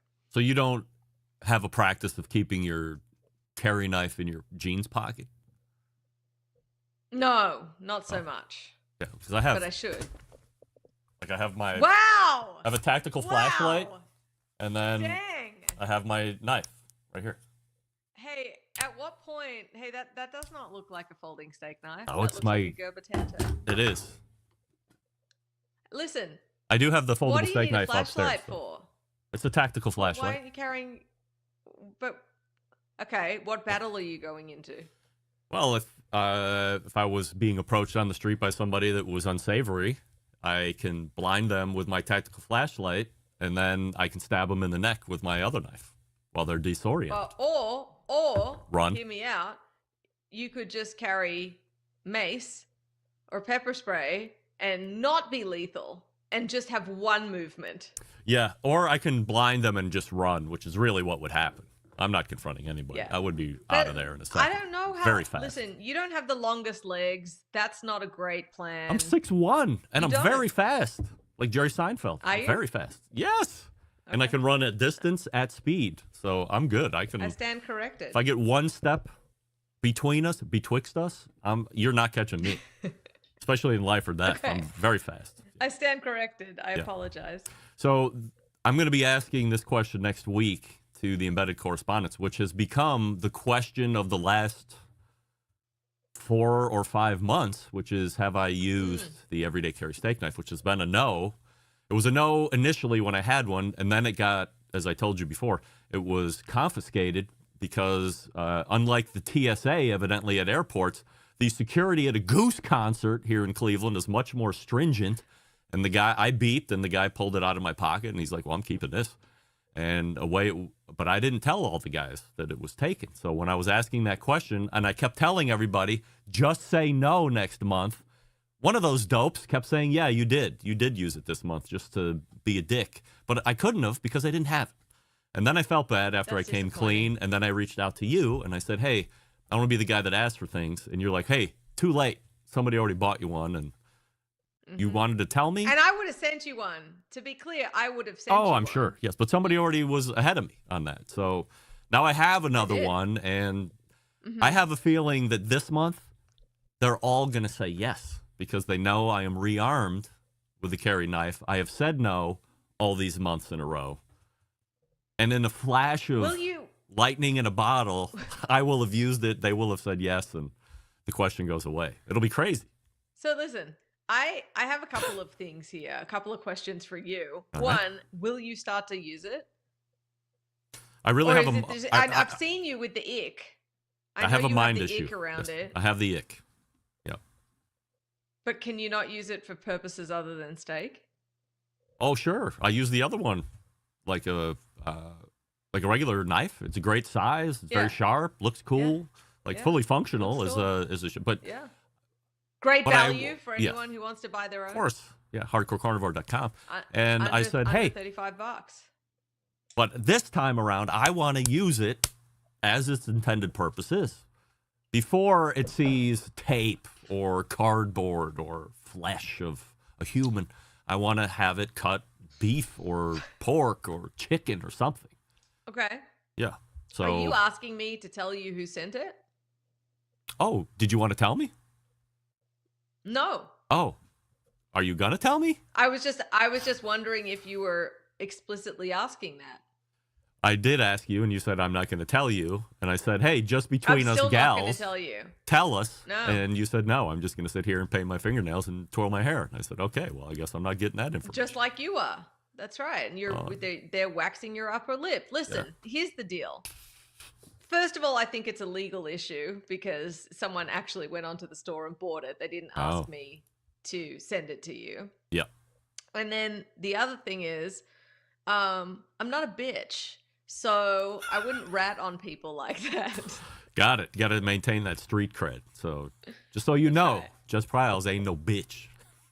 All right, so I can't wait to make the soundboard with that one. yeah, that does have isolation potential on it for sure. So one of the questions I have, and I have had for a long time, is a lot of experts are telling people, okay, medium rare is at X temperature, rare is at X temperature. Inevitably, there are varying numbers off from each other with this person's medium rare and that person's medium rare. They're not even the same wheelhouse. What is the right what are the correct temperatures? Rare, medium, medium well done. Once and for all. My world got blown apart recently while I was writing this book. I used a lot of contacts in the meat science field to reference and check. It was really important to me to make sure, obviously, that everything is hyper correct and hyper accurate, and some things change as well, like temperatures get revised. And one of the things that blew my mind was a poultry science professor said that when they test in the lab, they're a poultry science professor working on beef, don't ask. They said that when they cook to medium rare, they're cooking to 145 in the lab. And I'm like, bro, if I cook to 145, you'd be, unequivocally overdone. Yeah. So it opened up this whole can of worms because, for years I've been preaching in class, temperature is reliable, and it is, but there are still variables. So for me, medium rare sits between 130 and 135. It is variable. Carryover cooking, which is what actually happens during resting, is going to affect that as well. So you got to take that into account. That has to do with the piece of meat. Was it vacuum sealed beforehand? Was it frozen beforehand? How is the myoglobin going to react? Because we're not necessarily just looking for the juiciness of it, which is why you cook to these different temperatures. We are all looking for it of how does it look, right? Like how pink is it? And I'm sure there are a lot of you out there who have cooked a steak and thought, damn it, overcooked it. And then you look at it 2 or 3 minutes later and it's like, hang on, maybe I didn't overcook it because it starts to bloom. So meat can behave in really different ways. It's not a widget. It's very, very natural organic product, not literally. Or at least not certified, depending. So, all that to say, I think that there's too much variation and too many variables. And I also think that there's a divide, which I discuss in the book as well, between meat science and culinary. So some stuff jumps what we know from a science lab when you're actually looking at quality and safety and things like that, and just becomes opinion. Like things like, putting tallow on your brisket. There's no science there's other science that you can use to reference what might be going on there, but there's never been any studies on what happens when you put tallow on your brisket before you wrap it in paper. Because it's a culinary technique, right? So there's a discrepancy between things that chefs experience sometimes and some of the science that we have from experimental data. And this seems to be falling into that as well. Did I answer your question? Not at all? So what is rare to you then? Rare to me is rare to me, 120 to 125, medium rare, 130 to 135. Medium to me would be 140 to 143. That to me has a narrower window. Yep. And then I would say technically anything over 155, but I think by the time you get to 150, you're already in well done stage. And the issue with well done is what you're doing in all those cases is cooking out water. So the longer you cook it, the more water you cook out of it. That's going to affect juiciness and it's going to affect tenderness as well. So would you say that people who claim that they can make somebody a really juicy, well-done steak are more fictitious in their statement, or is that possible? Or does that depend on the piece of meat? Crazy. Oh, yeah? They're just wrong. It's not, you can't. I cooked a slow roast. Okay, sorry. Let me give you a caveat. The only caveat to that would be if you had a piece of meat like a brisket or a beef cheek or a shank that has a lot of collagen that could potentially turn to gelatin, that gives it that juicy mouth feel, even though it's actually not juicy. Unctuous would work as well. Mm-hmm. Something extremely fatty, which you would never cook really Wagyu to well done, but even then it would still be less of a fun experience. Mm-hmm. So yeah, I call bullshit.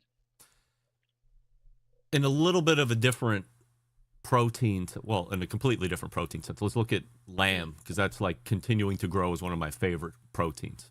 When I think of finish temperatures and lamb, I'm also associating different cuts of finishing temperatures for different cuts for different finishing temperatures. So rack of lamb, for instance, to me, I'm seeing more medium rare as being the best one, but then we're talking about a leg of lamb, or maybe there's ground lamb, or there's the lamb ribs, different finishing temperatures as well. So what are finishing temperatures? What do you prefer for finishing temperatures? And then perhaps more importantly, how does one finishing temperature then affect the gaminess or non-gaminess of the lamb? I am so stoked that you're into lamb and trying to encourage more people to eat lamb, because I feel like that's my personal mission. I just did a lamb leg last night, posting a video soon. I'm posting a lot more lamb. I'm on a mission, okay? So lamb can be gamey. It's generally determined by how old the animal is. The older it gets, the gamier it gets, which is why if you've ever tried mutton, it's probably going to turn you off a little bit if you're not into the gaminess. It's partially what I mentioned about cooking out the water. So you're kind of right in your feeling that the more you would cook it, the gamier it gets, because water is a diluter, right? So when you cook that out and you have the pure muscle fibers, or not pure because it's still going to have some water in there, but when you concentrate that flavor similar to dry aging, it is going to appear to be gamier. So it is true that that's the case. Rack of lamb, for sure, medium rare. Leg, you can do two ways. You can either do a medium rare or you can do a slow roasted like I did. Shoulder's better for slow roasting. It's brilliant on the smoker. It should absolutely be at more barbecue joints. And then lamb ribs, you do have to cook them well done, but they're so fatty that they're sort of self-sourcing. The thing with lamb that I used to make this mistake is I don't think that lamb should ever be rare, because it should be medium rare at the very least. There's something about it that sort of has this weird gummy texture. Yeah. Beef can get it too, but it's sort of, the fibers are sort of more robust, so it's less obvious. Where it's just an unpleasant texture if you leave it rare. So oftentimes you'll hear people say blush pink for lamb, and that's what you're going for. Is the shoulder cooked to like a traditional pulled pork type temperature, or is it sliced? Yeah. Wow. Yeah. No, you want to cook it until it's falling apart, because it's got all of those same great bits of connective tissue and a lot of collagen in there as well that can convert. I had lamb smash burger. I was very happy with that. Had a great taste. Right? Yeah. Did they turn it into like a Greek style tzatziki situation? No, my sales manager at work. Yeah, so he raises lambs to show, and he I guess show lambs need to be black in color, and for whatever reason, I don't know what the terms are, the female lamb was kicking out white lambs the first couple, and he was pissed because now he can't show those, and he paid all this money for this bull lamb to give him the black lambs, whatever. I said, well, what are you going to do with that white lamb? You and ram. Yeah, and I'm like, what are you going to do with this lamb then, now that you can't show? Like, holy shit, you got two. He's like, well, adorable lamb. He's like, well, I guess we'll just raise it and kill it. And I'm like, can I have one? He's like, yeah. And so then my boss came over, and he's like, oh, I like lamb. And so he's like, well, I'll split it between you two. So I got a bunch of ground. I got the leg. I got the racks out of both. I mean, it was like getting a half a cow, except way smaller, and it was half a lamb.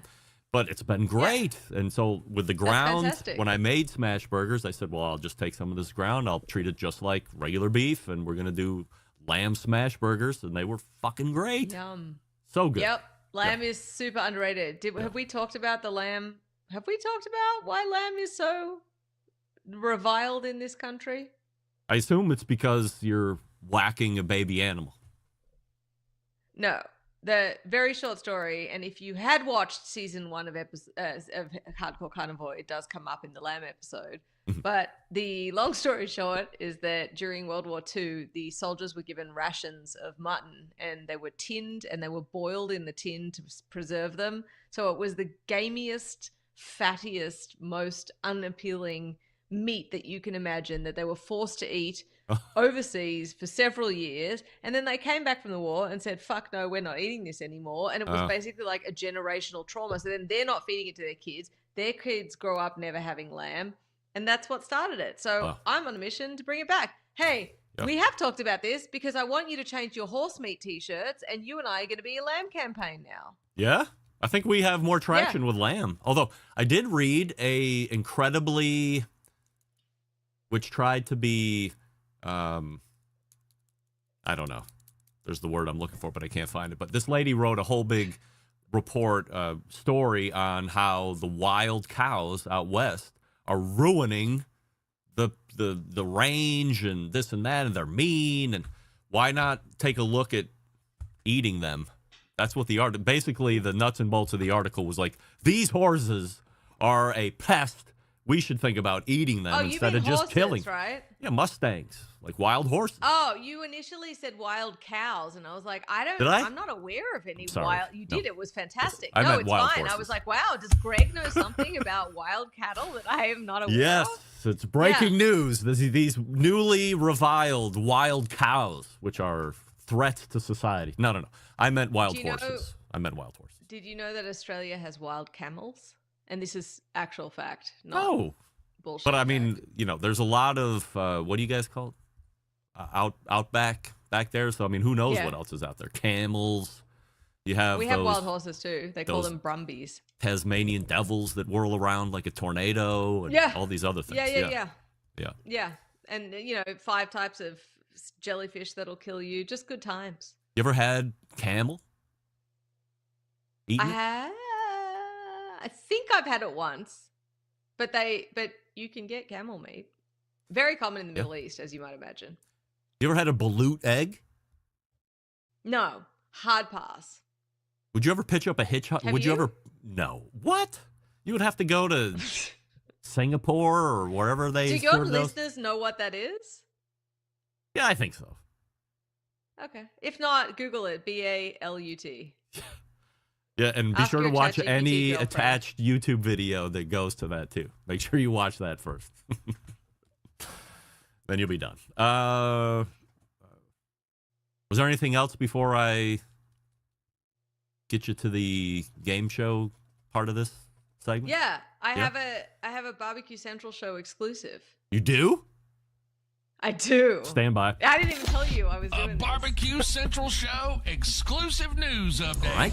Greg Rempe reporting from the breaking news desk here in Cleveland, Ohio, the city that breaks the most live fire breaking news across the country, nay, the globe. And we go down to Austin, Texas, where Jess Pryles files this report. Good evening, Greg. Sources say that sausage lovers are going to be excited in 2 weeks as Hardcore Carnivore is set to release their newest addition to the line. It is limited edition and, as per the rest of the line, only available at H-E-B grocery stores through Texas. But beginning the week of October 27th, fans can now find the bacon cheeseburger flavor available for all of their holiday needs. Wow. Bacon cheeseburger sausage. So is there meat in the sausage? Is there beef in the sausage? Is it beef sausage? It's vegan. Yeah? Wow. There's beef and pork and bacon and cheese. What kind of cheese? American? America. Really? Yeah, that's the best kind of cheese. I know. And but that's what burgers have on them. A lot of... You should actually taste, it's a sausage, so it's going to taste like a sausage. But it's not just that we went, just put cheese and bacon. Like, it'll taste burger-like. There's other ingredients in there. Texturally, you mean? No, flavor-wise. Yeah. Yeah. Can I... Yes, if you dig deep enough, there's a full ketchup packet just buried right in the middle of the casing. Yes, when you bite into it. Can I prepare this sausage, toast some hamburger buns, split it, put it on, eat it kind of like a hamburger just to fulfill a whole experience I'm having in my head right now? Yes, but I would also add your usual condiment to the outside. Shredded lettuce, just to get the full... tomato. Well, that's not a condiment, is it? Yeah. It's more of a... Topping, condiment, more of a whatever. topping. Look, to me, a condiment has to be some kind of like relish is a condiment, and then all the way through the gamut of sauce. So a mustard, a ketchup, a mayo, A garlic aioli. a garlic aioli. Absolutely. Is that the worst? Is that the worst word? Aioli? Do we hate the aioli? We do. Okay. We're not here for it. I really hate it. Mutually. Maybe a horseradish creme. I think I might hate that worse than aioli all of a sudden. Horseradish creme. All right, so limited time, which means you can only get it through X time or until it sells out or whatever. Like if it's a commercial success, it's going to be through January. If it's a commercial success, No, will so it what make we're a regular doing is appearance? we have 4 other. Sorry, yes, we have 4 other flavors in the line: jalapeno cheddar, butter garlic, brisket, and why can't I remember the last one? Oh, prime rib. So they're our core flavors, and then we're going to have a 5th flavor that rotates out every kind of like 4 or 5 months now. So this is the first of that. What kind of chunk of business is this for the Hardcore Carnivore empire?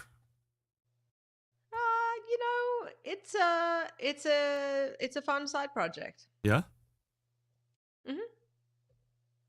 I like doing it. It's I don't know creative. anybody that has anybody that's in your world. I don't know anybody that has a sausage line. I find it fascinating, to be honest, and that you've also partnered with really what would be akin to here where I live, a Giant Eagle, probably a Publix down in whatever the South looks like, and then H-E-B. I've been to Texas many times, and I see H-E-B all over the goddamn where. So that's quite a successful side project that you've been able to do. About Plus, 400 stores.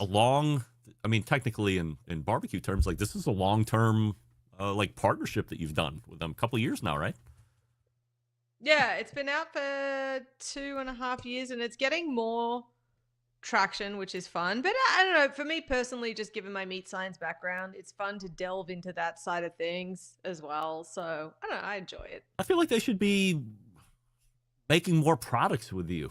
Like you've proven the sausage. Like sausage is tough to go in and sell and be successful. Like isn't there low-hanging fruit that you guys could pick off now in some type of collab? Yeah, the problem with any branded beef, I don't know if a lot of people realize this as well, is that you're either going to be like farmer's market level if you're really involved in it, or if you think about something like the 4 Sixes beef, if you watched Yellowstone and you're a fan of that, that's the very famous horse ranch. It's not horse meat that they're selling, but it's a famous horse ranch in Texas that does some beef. Taylor Sheridan bought it and then started, like with everything else, selling it, and it turns out that it's just a Cargill project. So it's just they pick a standard for what they want included. So the beef at 4 Sixes beef is not actually from the 4 Sixes ranch, is what I'm saying. So if we got to that level, like I don't know what I would want to spec. I don't think I'd want it to be super high end because I like making things accessible and fun. But I don't know. I'm happy with sausage right now. Hey, Jess, you want to play a game? Yes. Well, let's do it then. It's the game show sweeping the nation. It's called Betwixt The Two, which we'll explain here in just 1 second. But before we do that, we must meet our contestant and see what she's all about. Jess, please introduce yourself. Hi, everybody. My name's Jess Pryles. I'm the founder of Hardcore Carnivore, a line of seasonings and barbecue accessories here in Austin, Texas. And yeah, I have better taste in music than Greg does. Widely considered to be the truth, but it's my game. So, here's what's going to happen on today's show. We're going to play Betwixt The Two, and that means, of course, I will be picking an artist. I will then be picking 2 songs from that artist. I will ask Jess Pryles, Betwixt The Two, which is the better song. She will guess. She will either be right or wrong. That's how the game works. Pretty simple. All right, Jess, Betwixt The Two, which is the better Van Halen song? Jamie's Crying or Running with the Devil? Jamie's Crying or Running with the Devil? I think I know what you want me to say. No. I'm going to have to say Running with the Devil. Right. Final answer? Lock it in. Lock it in. Betwixt the Two, which is the better Van Halen song? Jamie's crying or Running with the Devil, and Jess Pryles has guessed Running with the Devil. Yes. Absolutely correct. Yes. Back, or as we would say, off the schneid here, gets Running with the Devil. But wait, there's more! There's more, if you can believe it. So we've already met Jess Pryles, of course, so we'll get right into it. Jess, Betwixt the Two, which is the better Van Halen song? Finish What You Started, or Right Now? I'm not that much of a Van Halen fan, Greg. Like, you're going real deep here, bro. No, these are huge songs. I grew up in Australia. Van Halen wasn't as big there. Do you want me to ask you about some random Australian rock bands that you've never heard of? I have heard of every Australian rock band. Quit stalling. I know you've heard of Midnight Oil. And I don't even that's remember all the songs of that the you just Australian. said. Finish What You Started, or Right Okay. Now. Okay, this is going to be a guess, because I don't think I know these songs. But I'm going to say Finish What You Started. All right. I don't Lock think that I in. do. Betwixt the Two, of course, we know that the first set was David Lee Roth fronting, and the second set is Sammy Hagar fronting. I'm comfortable with that then. Jess I'd go Pryles DLR over says, Hagar. Finish What You Started. Over Right Now, and of course we know the correct answer is... Finish What You Started. 2 for 2. Holy shit. All right, I thought you were going to go for, well, now that I've known that you're not a huge Van Halen fan, which is shocking, but Right Now is like one of the biggest songs, like globally when it was out. It had the piano intro. It's been used on Olympics and all. I mean, it was huge. But wait, there's more. No! Oh, Is it yes. Van Halen? Yes. Greg. Betwixt the Two, of God. which is the better Van Halen song? Running with the Devil, or Finish What You Started? We must. It's Running with the Devil. What we've done is we're trying to see which is the better Van Halen singer. We're putting an end to it, where people on social media will argue and argue. We're like, no, we'll put an end to it right here. Finish. It's David Lee Roth. All right, over Running with the Sammy Hagar. Devil. Here we go. Yes, correct. Lock it in. That's not up for debate. That much I know. Oh boy. Betwixt the Two, which is the better song, Running with the Devil, or Finish What You Started? And of course, the answer is yes. That's a triple. It's a triple. 3 for 3. That's right. Running I with said the Devil. triple. There's no doubt about it. Triple. Not to be confused with thruple, but that's a whole different topic. Whole different thing. We'll call it a triple play. I feel Look, so great. You've done it. I feel vindicated. You've done it. This counts as 3 wins. Oh, wait. So from all of us here at Betwixt the Two, we say so long, everybody. All right. Now, I had to sign out properly. Thank you. So that's 3 in a row, and you are out on a high note because this is the last quarterly appearance of 2025. So you will have mucho pressure to keep that win streak going when we see you in, what is it, January of 2026. Yeah, and let me just Huge quickly say, yeah. I want to go back into sort of Alice in Chains. Like, Alice in Chains would be a great one, frankly. Yes, we're going to do that in and 2026. let's head back into sort of Pantera, Metallica. I'll even accept some Bon Jovi again. You've been in a Van Halen place, and I'm deeply uncomfortable. But maybe we even do soundtracks. What's the best song on the singles soundtrack? You know what I'm saying? State of Love and Trust. Next question. Right. I'm right, right? Yes. I'm right. Thank you. Like Van Halen, so that's the only time I think I've ever done Van Halen, number one. And then going deep, not really. Like, these were all huge Van Halen hits, and Van Halen unique in the fact that they were huge on 2 different frontmen, which is crazy. We don't ever talk about the Gary Cherone year and a half or cup of coffee or whatever you want to talk about it, but Sammy Hagar. Now, I believe we could go for another hour because we disagree. David Lee Roth, good frontman, shitty singer. Sammy I Hagar, agree there. way better singer. Like Sammy Hagar was the better. I think Sammy you need Hagar. Sammy Hagar. They could have been just as popular with Sammy Hagar starting out, and they would have had a better run through their whole career than having David Lee Roth. Listen, Fight Greg, me. I'm going to say something real quick. Would you like to do another band that has also had great success with two frontmen that I don't think AC/DC. you've asked about in years? AC/DC? Yeah. I know who does. That's what I'm saying. Very rare. But that's not even the same. Like Nonetheless. Bon Scott would have remained lead singer of AC/DC if he wouldn't have died. Hang on, like I'm just Van giving Halen that number pause, one 'cause just that's broke up. That's one of the dumbest things you've ever said, and you know I love you, but that's a fucking Captain Obvious moment. Yes, but that's not what happened with Van Halen. They broke up, and then they achieved great success with a completely different singer. It's like it's not even the same. That's like saying that All right, I'll find Jason that for you. Newsted is a better bass player than Cliff Burton. Well, Cliff Burton would have that's remained the bass player with Metallica had he not died. Yeah, I mean, it's the same argument with Lane Staley as well, right? I agree. I like William. He's a great singer. They've He had sounds exactly like him. Look, I don't want to put a turn of phrase back to you, but that's the dumbest fucking thing you've ever said in your life on the show. And it's not even close. Oh, my God. Look, we got to stop here because I think I might pass out. All right. Hey, if for the audience that's watching this, could you please suggest some other bands that we should cover in this segment? Because Greg's having a fucking connection. I don't even know if we can go on. We might have to break up. We can.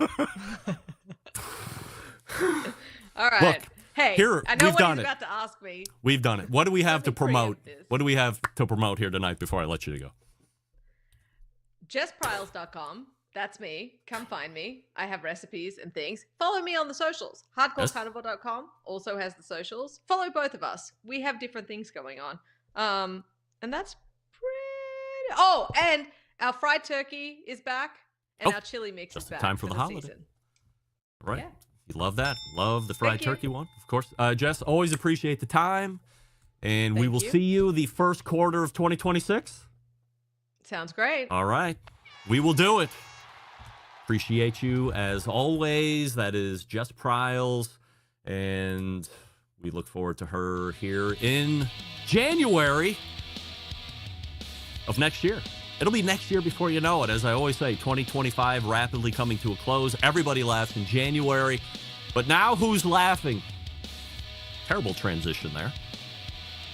All right, we're going to come back for an open segment. So we'll take your phone calls, not phone calls, but we'll take your questions and emails. You are listening and watching the Barbecue Central Show right here on the Barbecue Central Network. Stick around. Be right back. You're listening to the Barbecue Central Show.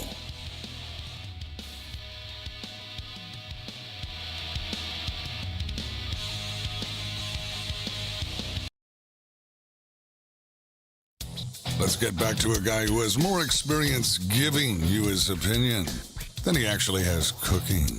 Once again, here's your host, Greg Rempe. Hey, we thank Jess Pryles for joining us last segment. Extended segment, dare I say, the balance of the second hour. JessPryles.com is the website. And for recipes, if you want merch and gear, the foldable steak knife, HardcoreCarnivore.com. And by the way, I'm right. Like, don't come at me sideways on any Alice in Chains thing. We're never going to compare Lane Staley and William Duvall. Is William Duvall a accomplished and good singer? Yes. Are we going to start throwing out sounds the same as Lane Staley? Never.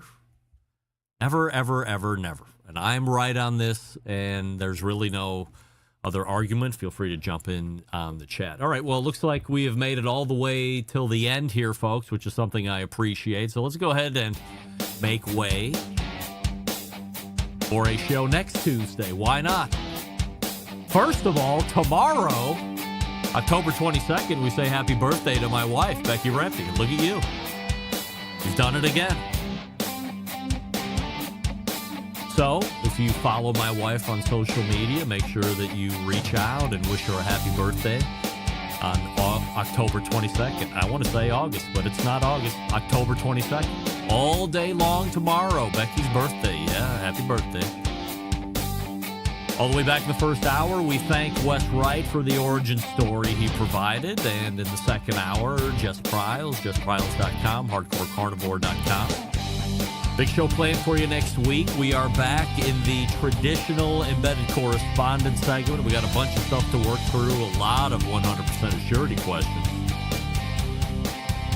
And some great guests in the first hour. I will recap a quick trip down to Sarasota, Florida as well. So look forward to that. So how do I always leave you? September 11th, 2001. I will never forget. And until next Tuesday at 9 p.m. Eastern, this is your program host and proud U.S. American Greg Rempe saying, Shalom! Shalom!